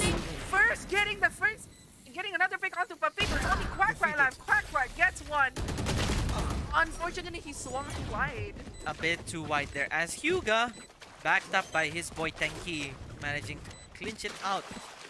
Char is actually sitting on 5 HP right there. I think they hurt us. They did, and now RV put one more onto their side, making it a 4. 12. It's still match point. It can still go to RV side, but 8 rounds, not impossible, but it's gonna be a long road. definitely. Yeah, I don't think these teams have actually initiated timeout at all. Yeah, no one's been taking a break here. It's I been think going RV should have utilized that a lot more, especially in the first half. definitely. The momentum's been going so quickly onto Team Anything F's side. This is looking pretty rough. Yeah. And now, look, match point, tour de force being activated, and look how fast Char is pushing onto tunnel. But no one's there. Everyone's on A. Everyone is on A. The gamble. You want to play? Let's play. Tour de force being activated as well from. Oh, but first is gonna go for a flank this time. If he manages to cloud burst it right on time, and he does, moving up into shop. Brolitman already taking out Quack Quack here. Look at the position of. Oh my goodness, shock took him. What in the world is going on? Papito, however, gets caught by Hyuga, who was on really low HP. It's only Shock as well as Adam Lamb. But Tenki, If Tenki gets a bit too angry, just as I say it, Atom hears me. the blinds come in and Shot cleans it up along with Hyuga. Looking very promising. Yeah, this time they survive with 2. They're surviving a bit more longer, and now Team Anything F are forced on the eco, whereas Genghis Kong is going in for the force buy. The Soul force buy. Yeah, and Shard this time around, Never mind. operator in hand, is gonna be playing like Pito. An answer to Papito. Man, this is looking really tense. I mean, RV now have the momentum in their hand, But again, one mistake is all it takes for anything F to bring this home. exactly. The point 5 Sharp catches Genghis Kong over on the window, but Papito's gonna go in for another jiggle peek right in, helping in Shard, not letting up Watching here. whatsoever. Opportunity not capitalized on yet again when he shot away that Trailblazer. But Quack Quack finds his one. Man, Quack Quack, he's been so consistent so far. Being getting those necessary picks as well. A bit of trouble happening on the Marshall. But Papito diff Shar with a Marshall, just showing him who's better on a scoped weapon. Man, the Marshall, a devastating weapon, especially if you are able to land those headshots. Very nice. But look, they're It's making just the run. tanky, yeah. And if they manage to push out in time, a 3v1 is in favor of anything F here. Welcome to Viper spin, guiding light, a spray through the smoke, manages to find Quack Quack. Spike down A. It wasn't even placed on him. It was just a spray that 30 managed to seconds catch left. Quack Quack out of that. Exactly, the blinding light coming in. But look, who's gonna meet up to the Shock, and first they're by each other. You see the barrel, and what a flick coming in from Shock. Now he can put in that spike down in a very nice position here. Papito taken up by Tenki, but this is very dangerous going into a Viper Spit against Shock. But he comes does! No! Unfortunately, Rolling catches Shock. Shock caving into the pressure there. Just needed to wait, but he knows that someone was pushing him from behind. Got the timing read wrongly. Could have played that a bit more patiently. He really could have. His Viper spin was actually right at the edge of the pyramid. He could have just stayed there. It didn't matter because he knew he could have just. I mean, we can just say this easily, but we don't know what Shock was actually going through at that time. The pressure must have amounted to him so much. Heat of the moment. Exactly. It was the heat of the moment. But again, now full buy coming in from both, and first is gonna be the one on the operator this time around, not Shar.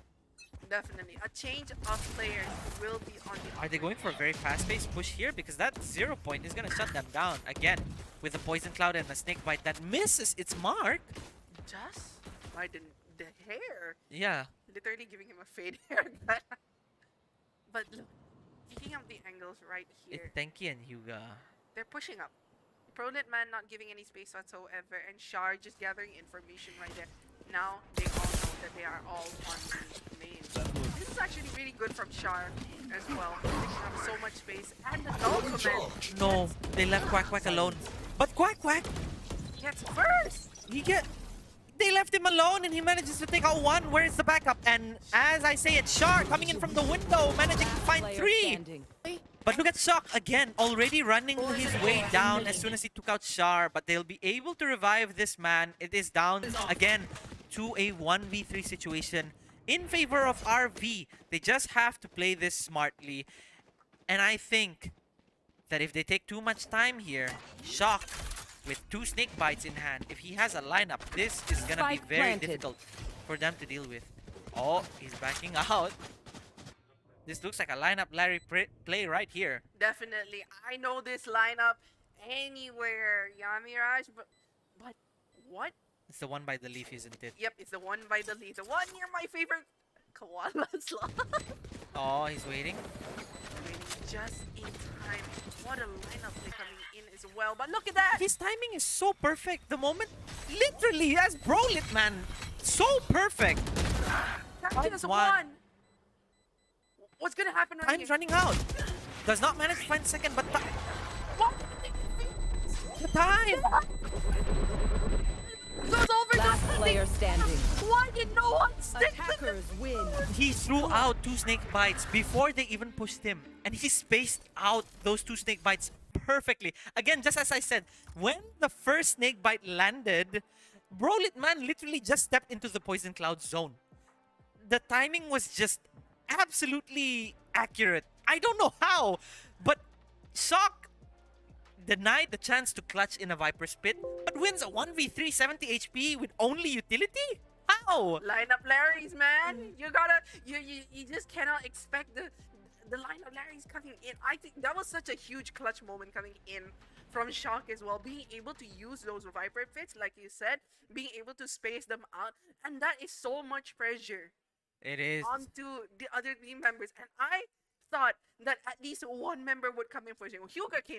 He came in, but Tanky moved a bit too far back to the wall of the cave that he didn't have the angle. Exactly. Not giving him any confidence whatsoever. Not even gonna play Crossfire. And I think that was the biggest mistake. Yeah, and I think that made the last player, the Sky from RV.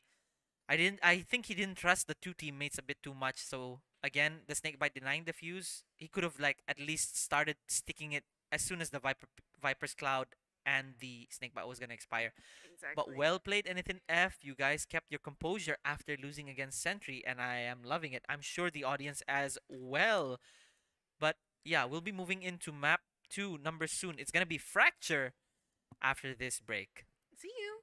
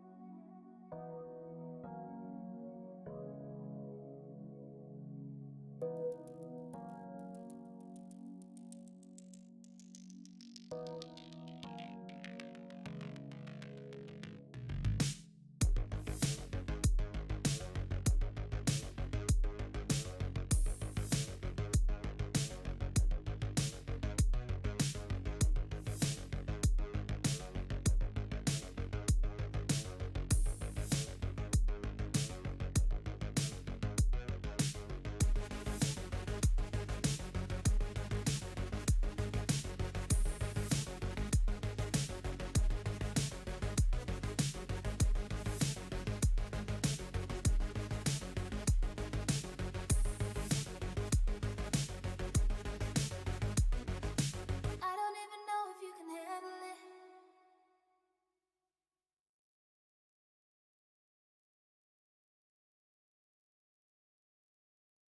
Don't walk away from me. Don't walk away. Don't walk away from me. Don't walk away.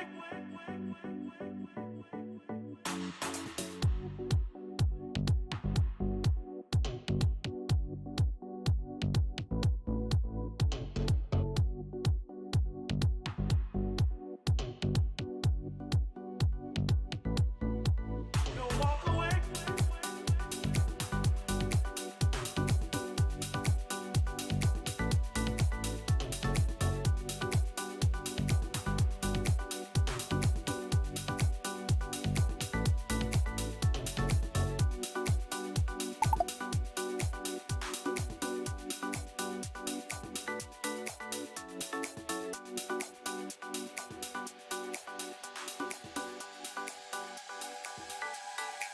Don't walk away.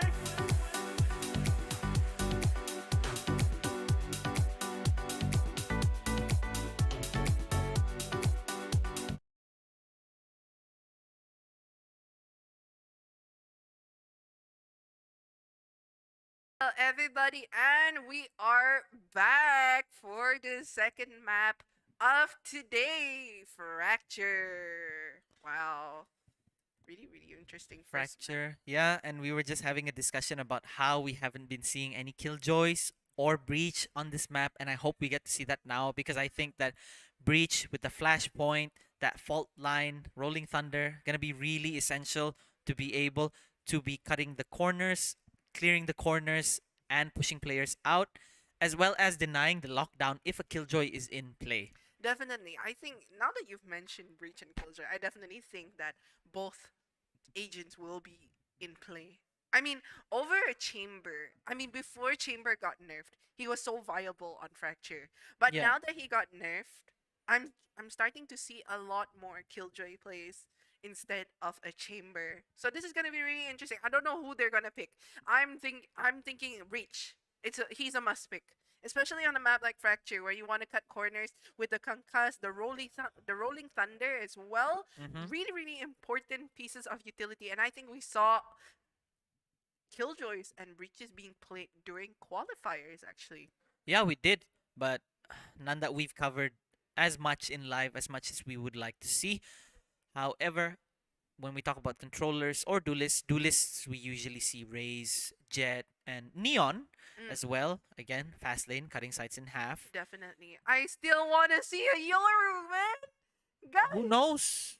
You never know what these teams are going to be bringing here in Fracture. give We've me- seen anythinf play in Fracture last time. We saw Quack Quack on Brimstone.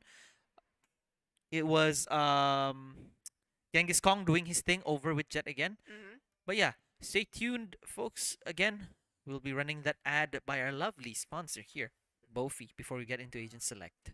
See you.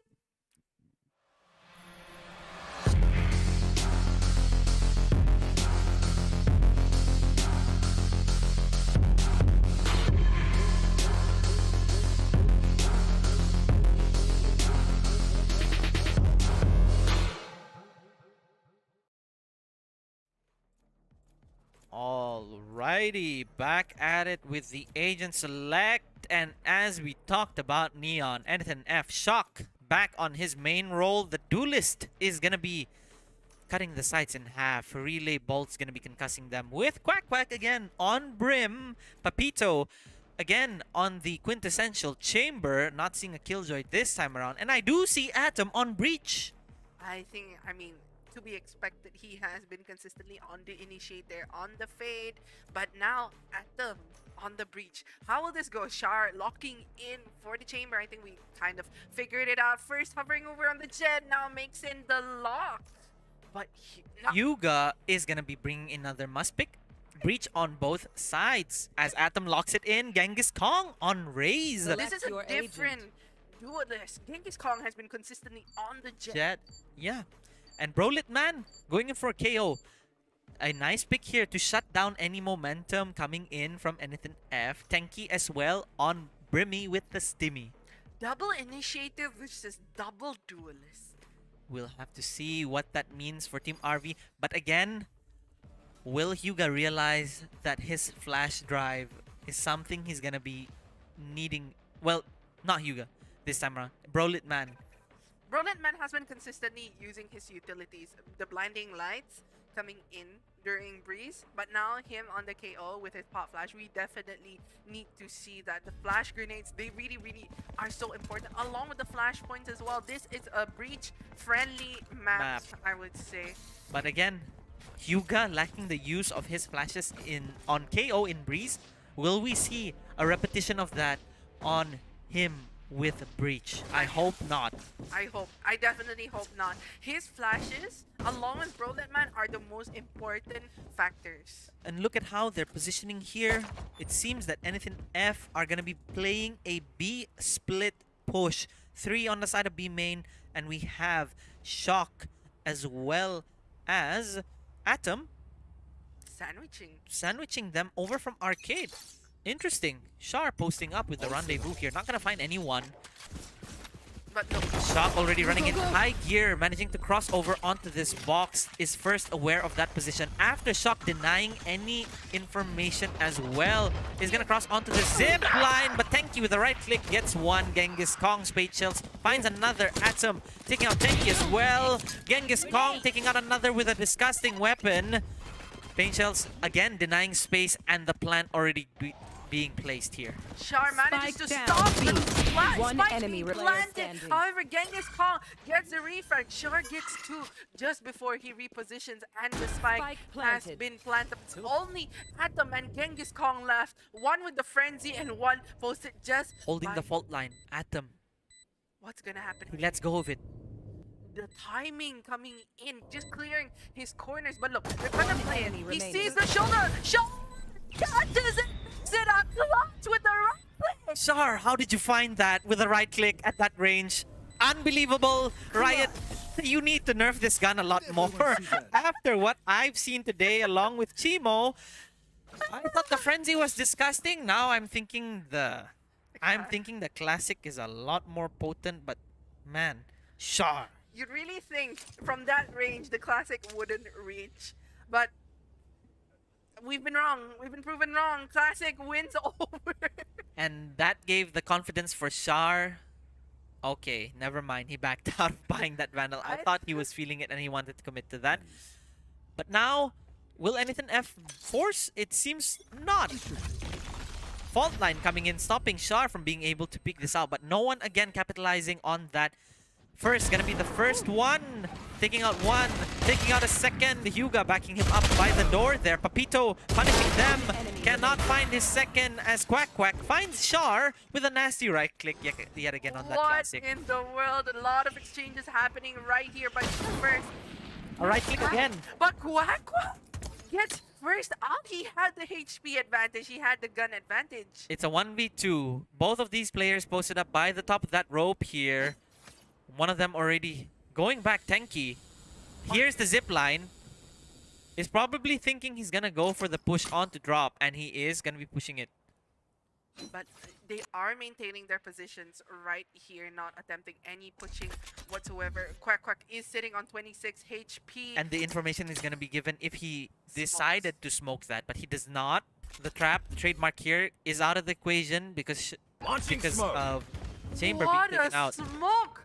Blocks any vision coming in from both sides, and he decides to bait in case anyone's coming out. Fragment grenade and the incendiary not finding him, but Tenki Managing to spot his shoulder takes him out. Now it's 2-0, but an expensive Spectre round. Definitely. Those utilities being used from Rolet Man as well as Tanky was just the amount of pressure needed, but that also wasted a bunch of credits for Team RV. They do have 2 points in the bag, but this is Team RV's bonus round. Full buy from anythinf. And again, if it's a full buy, you expect this team to be able to get that round. But in a map like Fracture, where it's so split up, and you don't play together here, Definitely. you get a pick, that gun's gonna be available to pick up if no one's there to refrag. And just like that, it could shift over. I'm looking at first with that Phantom. It seems that RV don't want to bonus this out. They're actually committing to buying guns here. So if they lose this, they're going to be in a big deficit from here on out from anything. And look at the confidence coming in from Shar as well as Brolit Man. That trademark, though, is really slowing it down. Oh, managed to detect. But no one's sitting around. They're just fully committing to taking side here. Fast lane, aftershock, and so much being dumped in. Side taken within seconds. They're aware of the flank. They don't even care whatsoever. And look, the aftershock coming in. Shock manages to get sharp, but Rolet Man gets the refrag. A double swing coming Dinks. Quack quack there. in. Oh, manages to get one before he gets refragged by Hyuga on the Bulldog. It is only Adam. The fault line finding two here. It's not planted for them, but the orbital strike pushing them out of their positions. 30 HP on Denki. What will he do? Two members sitting on One the smoke. enemy He pushes the smoke. Denki player left. standing. Hyuga now getting one. It's only Breach versus Breach. What can he do? Adam wins it out, but that was so close. It was so close. 4 rifles lost just to get that round. anythinf looked like they were really struggling, and Hyuga could have been huge there. But the Adam throwing that fault line just in time to save him as he turned around.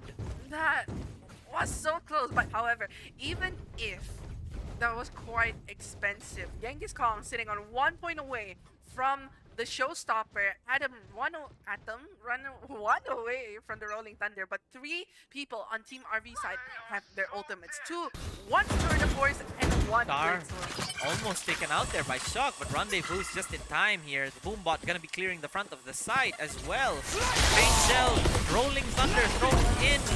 They're just rushing it in, and look at how far Genghis Khan is so deep right now into Canteen. Gonna just find one.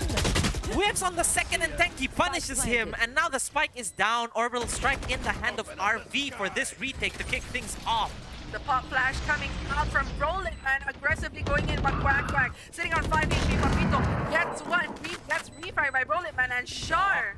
Shock is coming in from behind. Shock gets enemy one, remaining. gets 2, but Quack Quack cleans it up on 5 HP, making it an equalizer.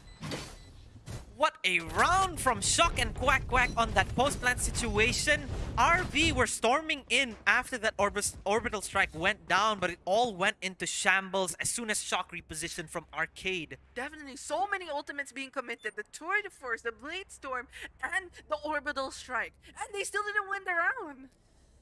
Oh man, that post-plant was absolutely crazy coming in from those 2 players. And I think they're gonna help the Neon get the orb needed for the overdrive.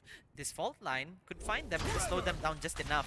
It does, but no one's there yet again to capitalize, as there's only literally 2 players. It's just Hyuga as well as Jet. Now look, getting the overdrive right there, getting initiated, thinking overall just, but Hyuga catches one with the stim beacon. Papito gets the refrag. The showstopper coming out from Genghis Khan watchover sees no one on site, but where will he throw the showstopper? Throws a jump! Game sense on point from Genghis Khan. How did he read that positioning? Quack Quack finding another. Now it's just 2. It's Shar and Brolit Man, with Shar getting one onto Quack Quack. The 0.59 manages to detect someone over on the site. Papito and the clean it up again, Genghis Khan. What a read on that smoke positioning. I cannot fathom how he found that. There. Lucky guess. It really looked like he was trying to throw that showstopper into deep CT, and suddenly he's like, I smell something here. Smell. That smell. Stinky jam. Taking out first. Man. But look, Shar already on the operator. Going in.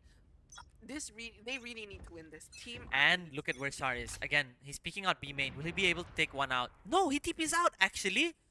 Tries And to he get a gets shot. tagged. Yep. Tries to get a shot. However, he gets tagged instead. Look at where Shock is. The cross from roll it, man! Absolutely! Timing yet again in Shock's favor here. But look who's flanking them! And with a cloud burst in hand, could be possibly fatal, but I think it's just too late. Genghis Kong manages to take out 2 here. Spike planted. Trying to move in fast here first, trying to pick up the pace as he left his players to die. Tanky taking out 1 first as well, closing the gap. Will he manage to get the second? Last Tanky player does, standing. equalizing, but he's the last one left on 30 HP. It is down to Adam and Papito. Adam playing post in B main with no utility in hand. 10 seconds left till his fault lines up, but Papito on an off angle, crouching, waiting for Tanky to push out the smoke. A nice smoke to push it out, actually, here. Will he see the rendezvous? Look at him. He does, but Papito flicks, landing the needed bullet to take him out. 4 rounds for anythinf right now. RV. It looked really strong. It really looked really close with first and Denki being able to get those necessary picks out. I thought that RV had it in the bag, but... And you would expect them to be able to take it so effortlessly in a 4v2. But again, first and Tanky managing to equalize. But however, first taken out a bit too early there, leaving Tanky to clutch it out alone. Exactly. And now it is RV's turn to go in for the save.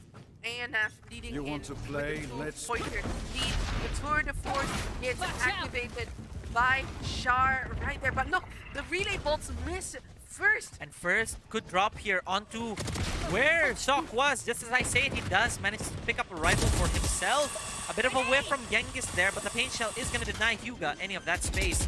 Plant being placed down for Quack Quack, planting it for A main here. Sitting on 30 HP as well, but Papito, look at where he's positioned at the moment. Watching anyone who dares to flank. Rolling Thunder creeping in. Papito finds his pick and Quack Quack does too. Tanky, however, taking out Genghis Kong. And just like that, Adam finding 2. Taking out RV yet again for a 3-point lead. What in the world? The crossfire coming in from Atom as well as Quack Quack? Yeah, it's just... Things are happening so quickly. I thought that RV would have taken it slow, but first probably was feeling it, was causing his team to back him up a bit too much there, pushing them into uncomfortable positions with the disadvantageous guns. Definitely. And you have to remember they were on eco. It looked like it was going in RV's side, but now it's looking to swerve a bit more onto... Shar missing his shot again, getting tagged. This time even more devastating for him. He's down to probably what is 10 HP. Even less actually. It looks a lot less than 10 HP. It looks like he's even on 5 HP. But he's re-peeking it against Shar. Yeah, he's 5 HP. What in the world? Finds a pick onto Atom. Very nicely taken out. What? The smoke's coming in, prevents any vision whatsoever. Genghis Kong manages to safely make his way onto the side. Orbital strike coming in, preventing Quack Quack from further pushing. But look at where Shar is yet again. Misses his shot. Actually tagging Genghis down to a very low HP. Genghis finding 1. Shar getting his second. Gets his third on 5 HP. But Shock from drop manages to find 3. Taking it down to 1 person left. It is Shar on 5 with that operator. Again, RV looked like they had this round. The cross giving information onto Shar just as he sees the booty of Brim. What a thing to pay attention to. But yes, because of that, Quack Quack still has the orbital strike in hand. Shar, 5 HP with the operator. What can he do? All he needs to do is just stick to the fuse. He can't do anything much. And now the orbital strike has been initiated. Just a single touch from that. And look, he's not letting up. A bit of a whip coming in. Shar holding over the... To get an ace, what a shot from Shar! Denying them from taking away that operator in his hand. What a collateral coming in from Shar as well. That angle was just perfectly placed to land those shots onto Shock and Quack Quack. Holy! The round might have gone to them, but that entire mental fortitude coming in was just all Char. That was, yeah, legit all Char. If I had to say, the MVP of this series has to be Char. Those shots coming in, can we get that as a clutch? Flash out! And look at how fast. They have no fear whatsoever. That op being given over to first, actually. Misses the shot, actually tagging Papito down to very low HP because of that box denying the full damage coming in. Rolling Thunder yet again, and the overdrive where Shock takes out Tenki, the controller, making it a very difficult retake. How did Genghis find first there? Spike How? planted. And look, Char managed to get the refrag. This retake, I don't understand. Char finding another one. Finding the third One, he is still on 100 HP. Will he be able to see someone at the back? But Vito manages to get him sitting on 1 HP. Hyuga manages to get the refrag. It's only him against Quack, but Quack wins it out. Look at him going crazy over the cam there. Let's go. Let's go. anythinf are 5 points ahead. Again. Char. What in the world, baby shark? Actually popping it off with the operator. Not only the operator, but with the tour de force in hand. Someone giving it up. And now Genghis Khan has a showstopper in hand. But it looks like first will be opping. Yeah, this time it's first, not Char. Again, first was using the operator earlier in B main, managing to tag Papito down to like what, 2 to 3 HP. Yeah, he was sitting on 1 actually now. Literally 1? Yeah, he was sitting on 1. Satchel out. But the thing is Kong taking up so much space. The flashpoint coming in was just necessary for him to knock him out, but Char gets the refrag. Char with a nasty kill onto Genghis Khan through that smoke, making it a 3v3. Spike's not even down yet. Tenki's gonna try to deny it with this molly, but Atom's already slipped through and he's posted up by Sans now. The molly barely missing, actually. And look at how they're positioned at the moment. This is a nice cross. But this smoke again. But Atom finds one onto Char. Tenki punishing him. Papito again with a nice reposition to refrag him. He's gonna slip through the smoke where Tenki is gonna go through. Throws down the stim repositioning onto Quack, who does not fail to find the head of Tenki there. And I mean, all these emotions being run through Quack being so consistent so far. These two teams have been shooting each other through the smoke. They have, and it's literally been a game of turkey. Literally. Whoever can snatch the head of the turkey first. Yeah, and now, finally, but from Genghis Khan, the side of anythinf, the team that's in the lead is deciding to take a timeout. I think they want to try to stop themselves from being a bit too overzealous. Exactly. They know they have the lead, and they want to keep it up. They don't want to give any more chances to RV and just send them home. They shouldn't, how do you say this? It's the right time for you to have the timeout before you overheat. Yes. Because we saw Hyuga last time overheating. We did, and he almost clutched that 1v3. Exactly, and we saw so many moments where even though ANF are leading at the moment, so many fights were so close. And that was the point where you could tell that both teams started heating up. They started heating up and the momentum just kept going and going and going. And that's when you know, okay, we need to take a break. We need to stop and collect our thoughts, because if they overheat, it might spell doom for them. It just might. And look, the timeout has been removed, and 5 seconds in before we kick it off for round number 11 here. Where are we gonna finally see a response from RV? The flashpoint coming in, preventing Char from pushing any further whatsoever. The flashpoint coming in as well, but Char catches Genghis Khan almost getting. What in the world, Char? Yeah. Char gets the refrag. Watching here. Ever. Char being so consistent. And I see a man on fire. 0.59. The 0.59 doesn't detect anyone because of how Shock has pushed out. That high gear after getting the opening pick onto the side of Dish there. Again, if they don't clear this corner, and I don't think they will because no one has pushed up this far. This is the closest they've been to the spawn of RV. And Shock is about to meet Brolitman. Who is going to come out of this? He's going to clear out the corner. And Brolitman Manages to take him out, but Quack dealing another damage, taking out a star player, Char. 2v3. Orbital Strike again in the hands of Quack. What is RV doing? How will they play this? Orbital Strike, they bait it up. They manage to successfully bait it up. However, they know that there are Last still player members standing. left. Denki manages to get Quack back for a refrag. Denki cleans it up, gets Papito, making it an 8-3. It seems that timeout also gave a little breathing room for Char to pop up even more. Last round in the half. It is the last round before the second half. Genghis Kong and Pito have their ultimate in hand. Denki with the orbital strike. Hyuga 1 away from a rolling thunder. Char 2 away already for the Tour de Force. That should be his 3rd Tour de Force already.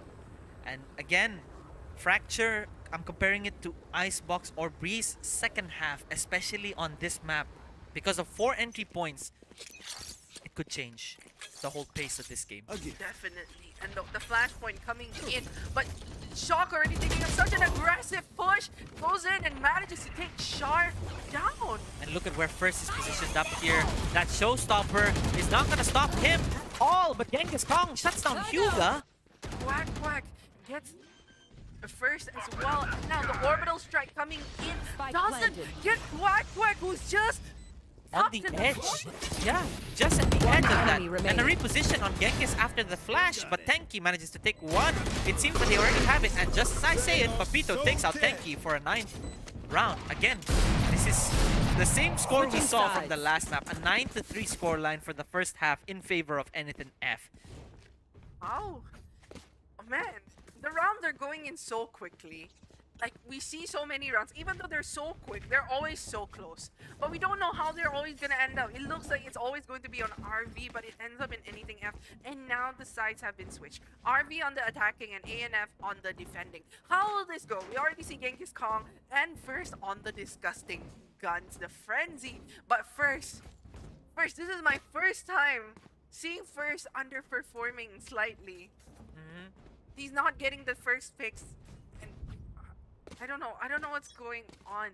However, we will possibly see a different side of RV now We that might. he is attacking. We'll just side. have to see how it goes out here. Pistol round. Papito! Almost getting 2. Tags down 2 of the players though, which makes it very difficult for them to play post here.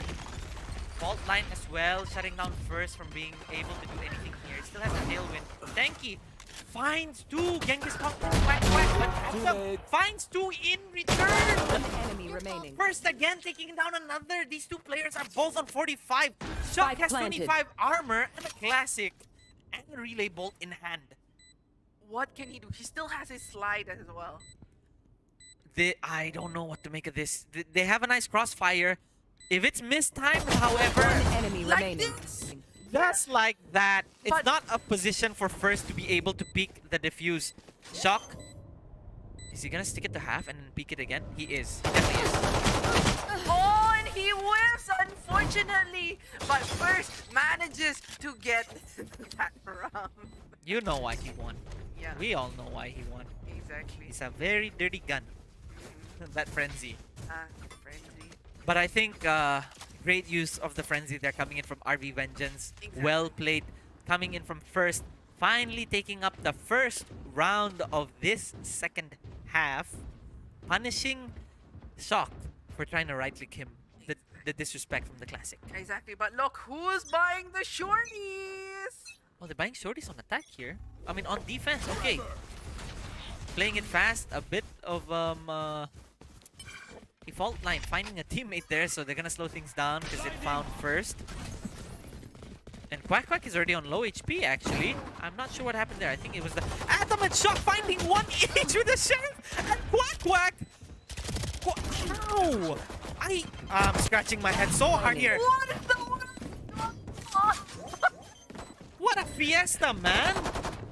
It's just destruction after destruction. The moment we think that RB had the side, they just come in with shorties in hand. And that was so well played coming in from anythinf.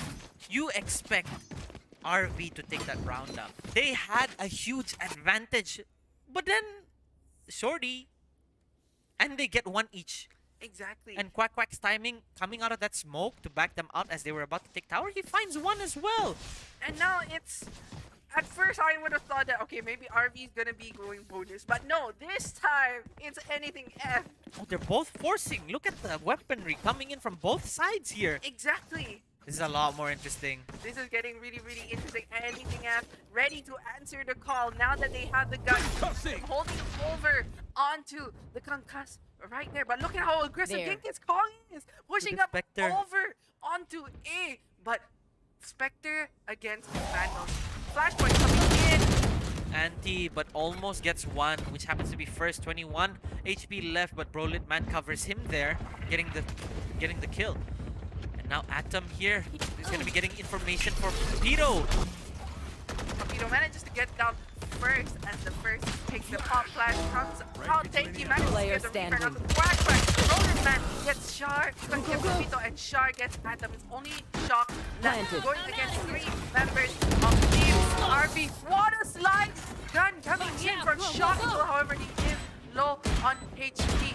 Does he know that someone is on the side? Brolit Man sitting on very low HP, playing a crossfire with Shar, and Shar swings just to get that point. A nice wide swing from Shar, denying the crosshair placement of Shock there, which would have found him if he only peeked very slightly. And Rolit Man playing it safe as he was low. Again, another nice response coming in from RV here, despite the fact that they lost a round that was going in their favor earlier. Shut down by a bunch of shorties. Shoddy. But now look, Shock has the overdrive. Do you think they're gonna play this aggressively with that overdrive, or you think they're gonna use it for the retake? He bought it already. And I judge, they're gonna go aggressive. There's no doubting it. They are aggressive. A bit of a gun scuffle happening right here. No fear. Orbital strike coming in as well. The smoke's coming in. But Papito holding over his angle, barely getting the Texan live first. Makes it out alive. Spike Roman planted. successfully planted the spike. But now the overdrive has been activated by Shock. Coming in from the flank. The fast lane coming in as well. The Shock coming in. Last player standing. Oh, but Hugo manages to find two. Sees where one player is posted up, but the run and gun from Papito denies him any chance of taking him out. And the spike already down to a defuse. So even if he managed to find Papito there, nothing could have happened. Rolit Man had the null command. I am not sure why he didn't use it to deny that momentum coming in from Shock, leading the charge. I don't know. That would have been the perfect moment to use the null. Exactly. They already had so much coverage over in Tower and Arcade because they had to leave side from the paint shells and fault line coming in from anythinf, but no response afterwards whatsoever. Just dead silence. I think there's a pattern we're seeing with KOs. They need to utilize their utilities a bit more. And look, right here, the fault line coming into Rolling Thunder in hand. Is he gonna commit the Rolling Thunder, however? You don't. Papito manages to get one. Gets two. Spike down A. Aim down the sights onto Papito. He finds 3. Tanky responding with another pick onto him. But Shock again coming in from behind. Takes out 2 to wrap it up. We are now on match point, and RB are really struggling to find their footing in this match. I think that anythinf are gonna take it home in this map. They're not giving any space whatsoever for Team RV to react. The moment they are able to see who is there, that's the thing. That's the thing with how I'm seeing how these teams play. They're playing very commonly, but it's in a way where Team anythinf can adapt faster. Yeah.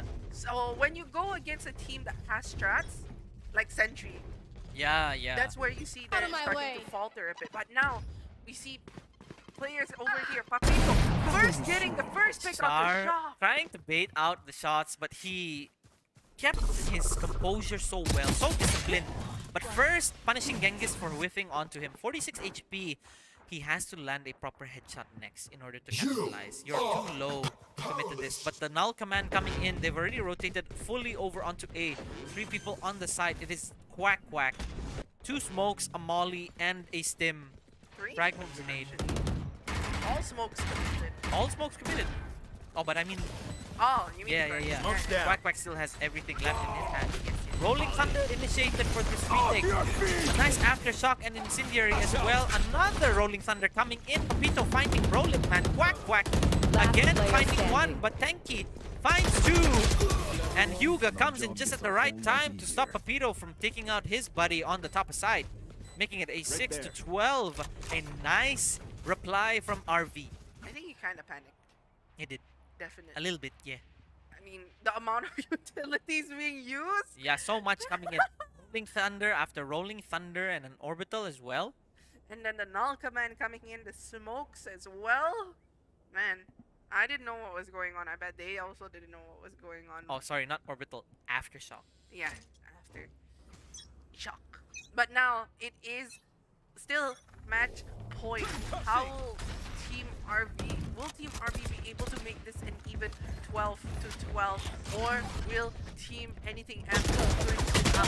He sees the barrel and Hyuga manages to get in this combat at the gets the refrag onto first, who was solely pushing alone on Sans. Shock gets tanky.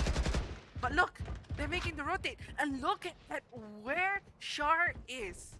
If they rotate and they give the information because of the sound cue, it makes Shock and Quack Quack overcommit to B. And now Char and the two other players are in a 2v. Never Spike mind. down A. 2v3 situation. Now 2v1, but Char equalizes it into a 2v2. One enemy remaining. But Quack Quack now has the orbital strike. He's gonna stop Rolling Man here. Manages to get the spike down to 21, but Quack Quack stops the rotation coming in. And that cleans it up. anythinf win it a 2-0. All the games tonight actually 2-0, and look at Quack. Look at Quack Quack dancing over the camera. What? Just enjoying his time in the spotlight. But man, all You hoped for. games that we've Defenders had today, win. 2-0. A little boaster moment. Right. Boaster moment coming in from Quack Quack. Coincidentally using similar agents to Boaster, I would say. But man, congratulations to Team anything F. You guys are proceeding Tomorrow, exactly. the LB for tomorrow. So they're not going to be relegated down to week number 3. However, that means RV Vengeance are going to be moved down to week 3.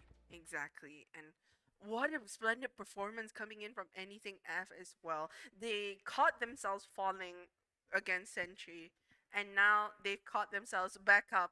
Again, the recomposure they had coming into this after a devastating close game loss against the likes of Centry, where again it would have been favored for them on Haven if they managed to make it to the third map, but was denied any chance because of Bug and JD in the end of Breeze. Exactly. The amount of impacts these players have made.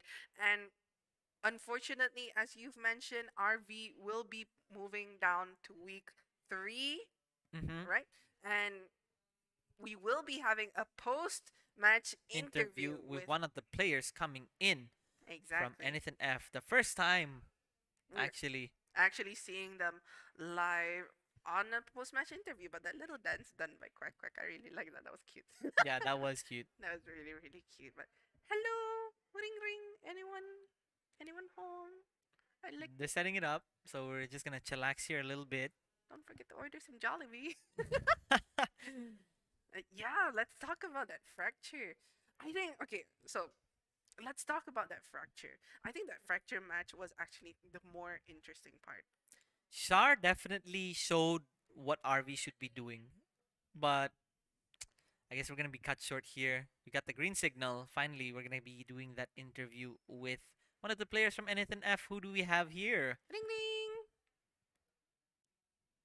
It's gonna be. Please introduce Please yourself. introduce yourself. We forgot your name. It's Sorry, Adam. sorry. I'm Atom. It's Adam, Alright, right? I remember now. I was Sorry, like, wait, dude. Sorry. We're really, really Yeah, it's okay. sorry. But Okay, yeah. welcome to the interview, Atom. Okay, first question. How did you guys feel coming into this game after losing to Centry? Like, how did you manage to keep your composure and stay calm about it? We didn't really take the Century loss as like a big loss, since we lost to them before and we were prepared for them, but they Mhm. still won. Okay. So uh, I don't. We just did what we did best and focused on winning the game Okay. without thinking about the Century game. Okay. That's really really good. I like that mentality. But now you guys have end up victorious, staying still in week 2, going against a known name like RV. Actually, Yeah, it's very like refreshing seeing you guys showing a lot of confidence, especially over in Fracture. I like the way you guys played off of each other there. So many utilities being thrown in. did you Yeah. guys do your homework on Team RV? No, we've actually never seen RV play. Yeah, I Oh, think we didn't cover that much on the live, so there weren't any VODs for you guys to review, right? exactly. Yeah. Yeah. So this was simply purely. Yeah, you guys were just the better team, and congratulations to you and your team. But what do you think you guys realized most about RV that you exploited in order to get the win here? Um, their utility usage was not that good compared Mm-hmm. to like Century. Mm-hmm. So we could just like explode into side or like play based on their utility, what they have, play Yeah. post plant easily like that. Mm, Yeah. yeah. I think we covered a lot of that. Yeah, we noticed that RV were lacking in terms of their utility, especially their flashes and post plant situations.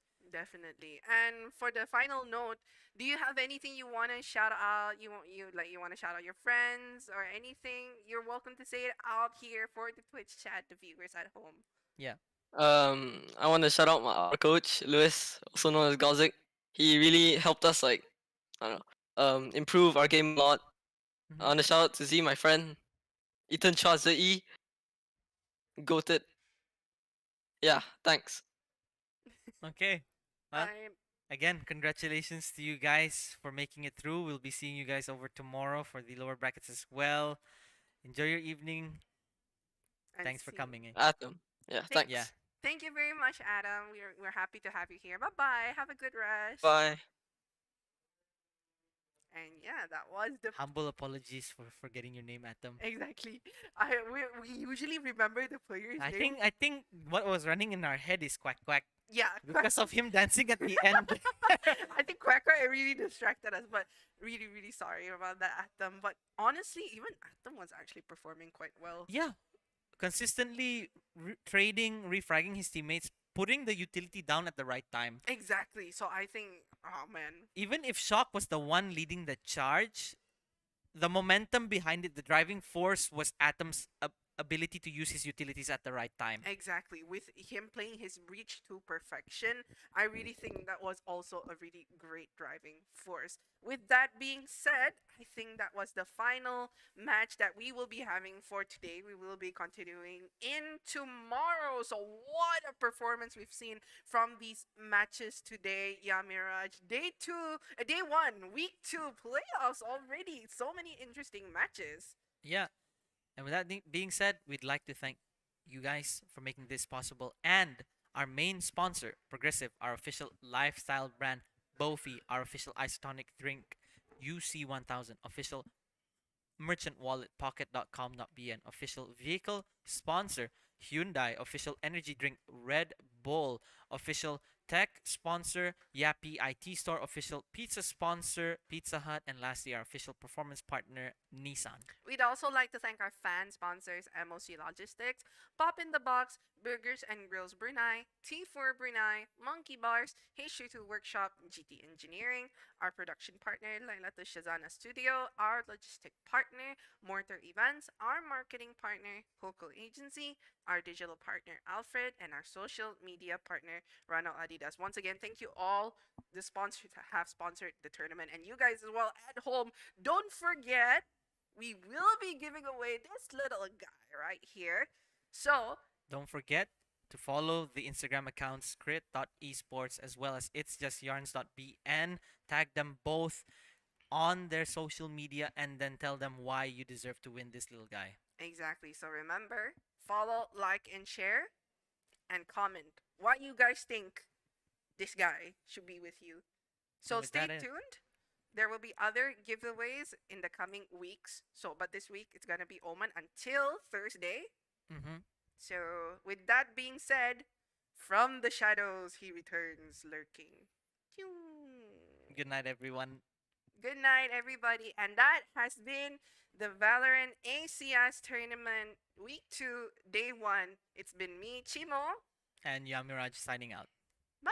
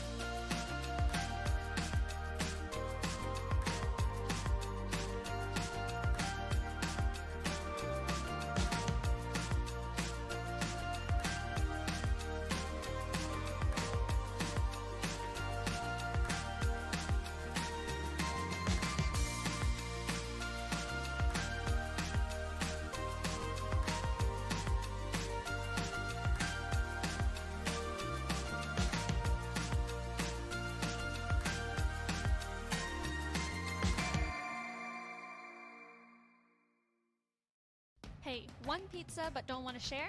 We've got Pizza Hut's My Box. It comes with one pizza and a side with multiple combinations. It's the right size lunch for you and only you.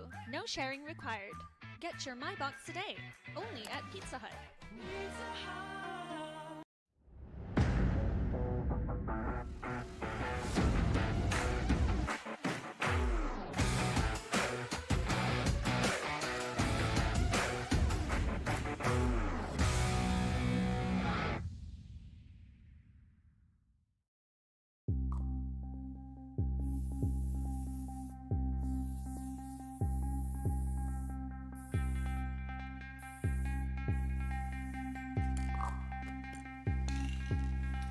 Last year, we set the stage for the biggest esports tournament in Brunei. A platform where legends are made. A $25,000 prize pool and a spot to show who was the best PUBG team in Brunei. But this year, we're about to go bigger. Welcome to the AMPRO Clash Series Season 1, where you will be given the chance to start your legacy as the first ever ACS champion. You wanted more games? You've got more games. PUBG, Valorant, and Mobile Legends Bang Bang. With 3 titles, we're looking for the next kings and queens of Brunei Esports. This is your chance to show the whole of Brunei, no, the whole of Borneo, who's the champion, and a stake at a $27,500 prize pool. So what are you waiting for? A registration fee? I'll see you on the battlefield. Yes, I've been back at it. On this music like a bad habit. I abuse it like a crack addict. I swoop the beat and take a crack at it.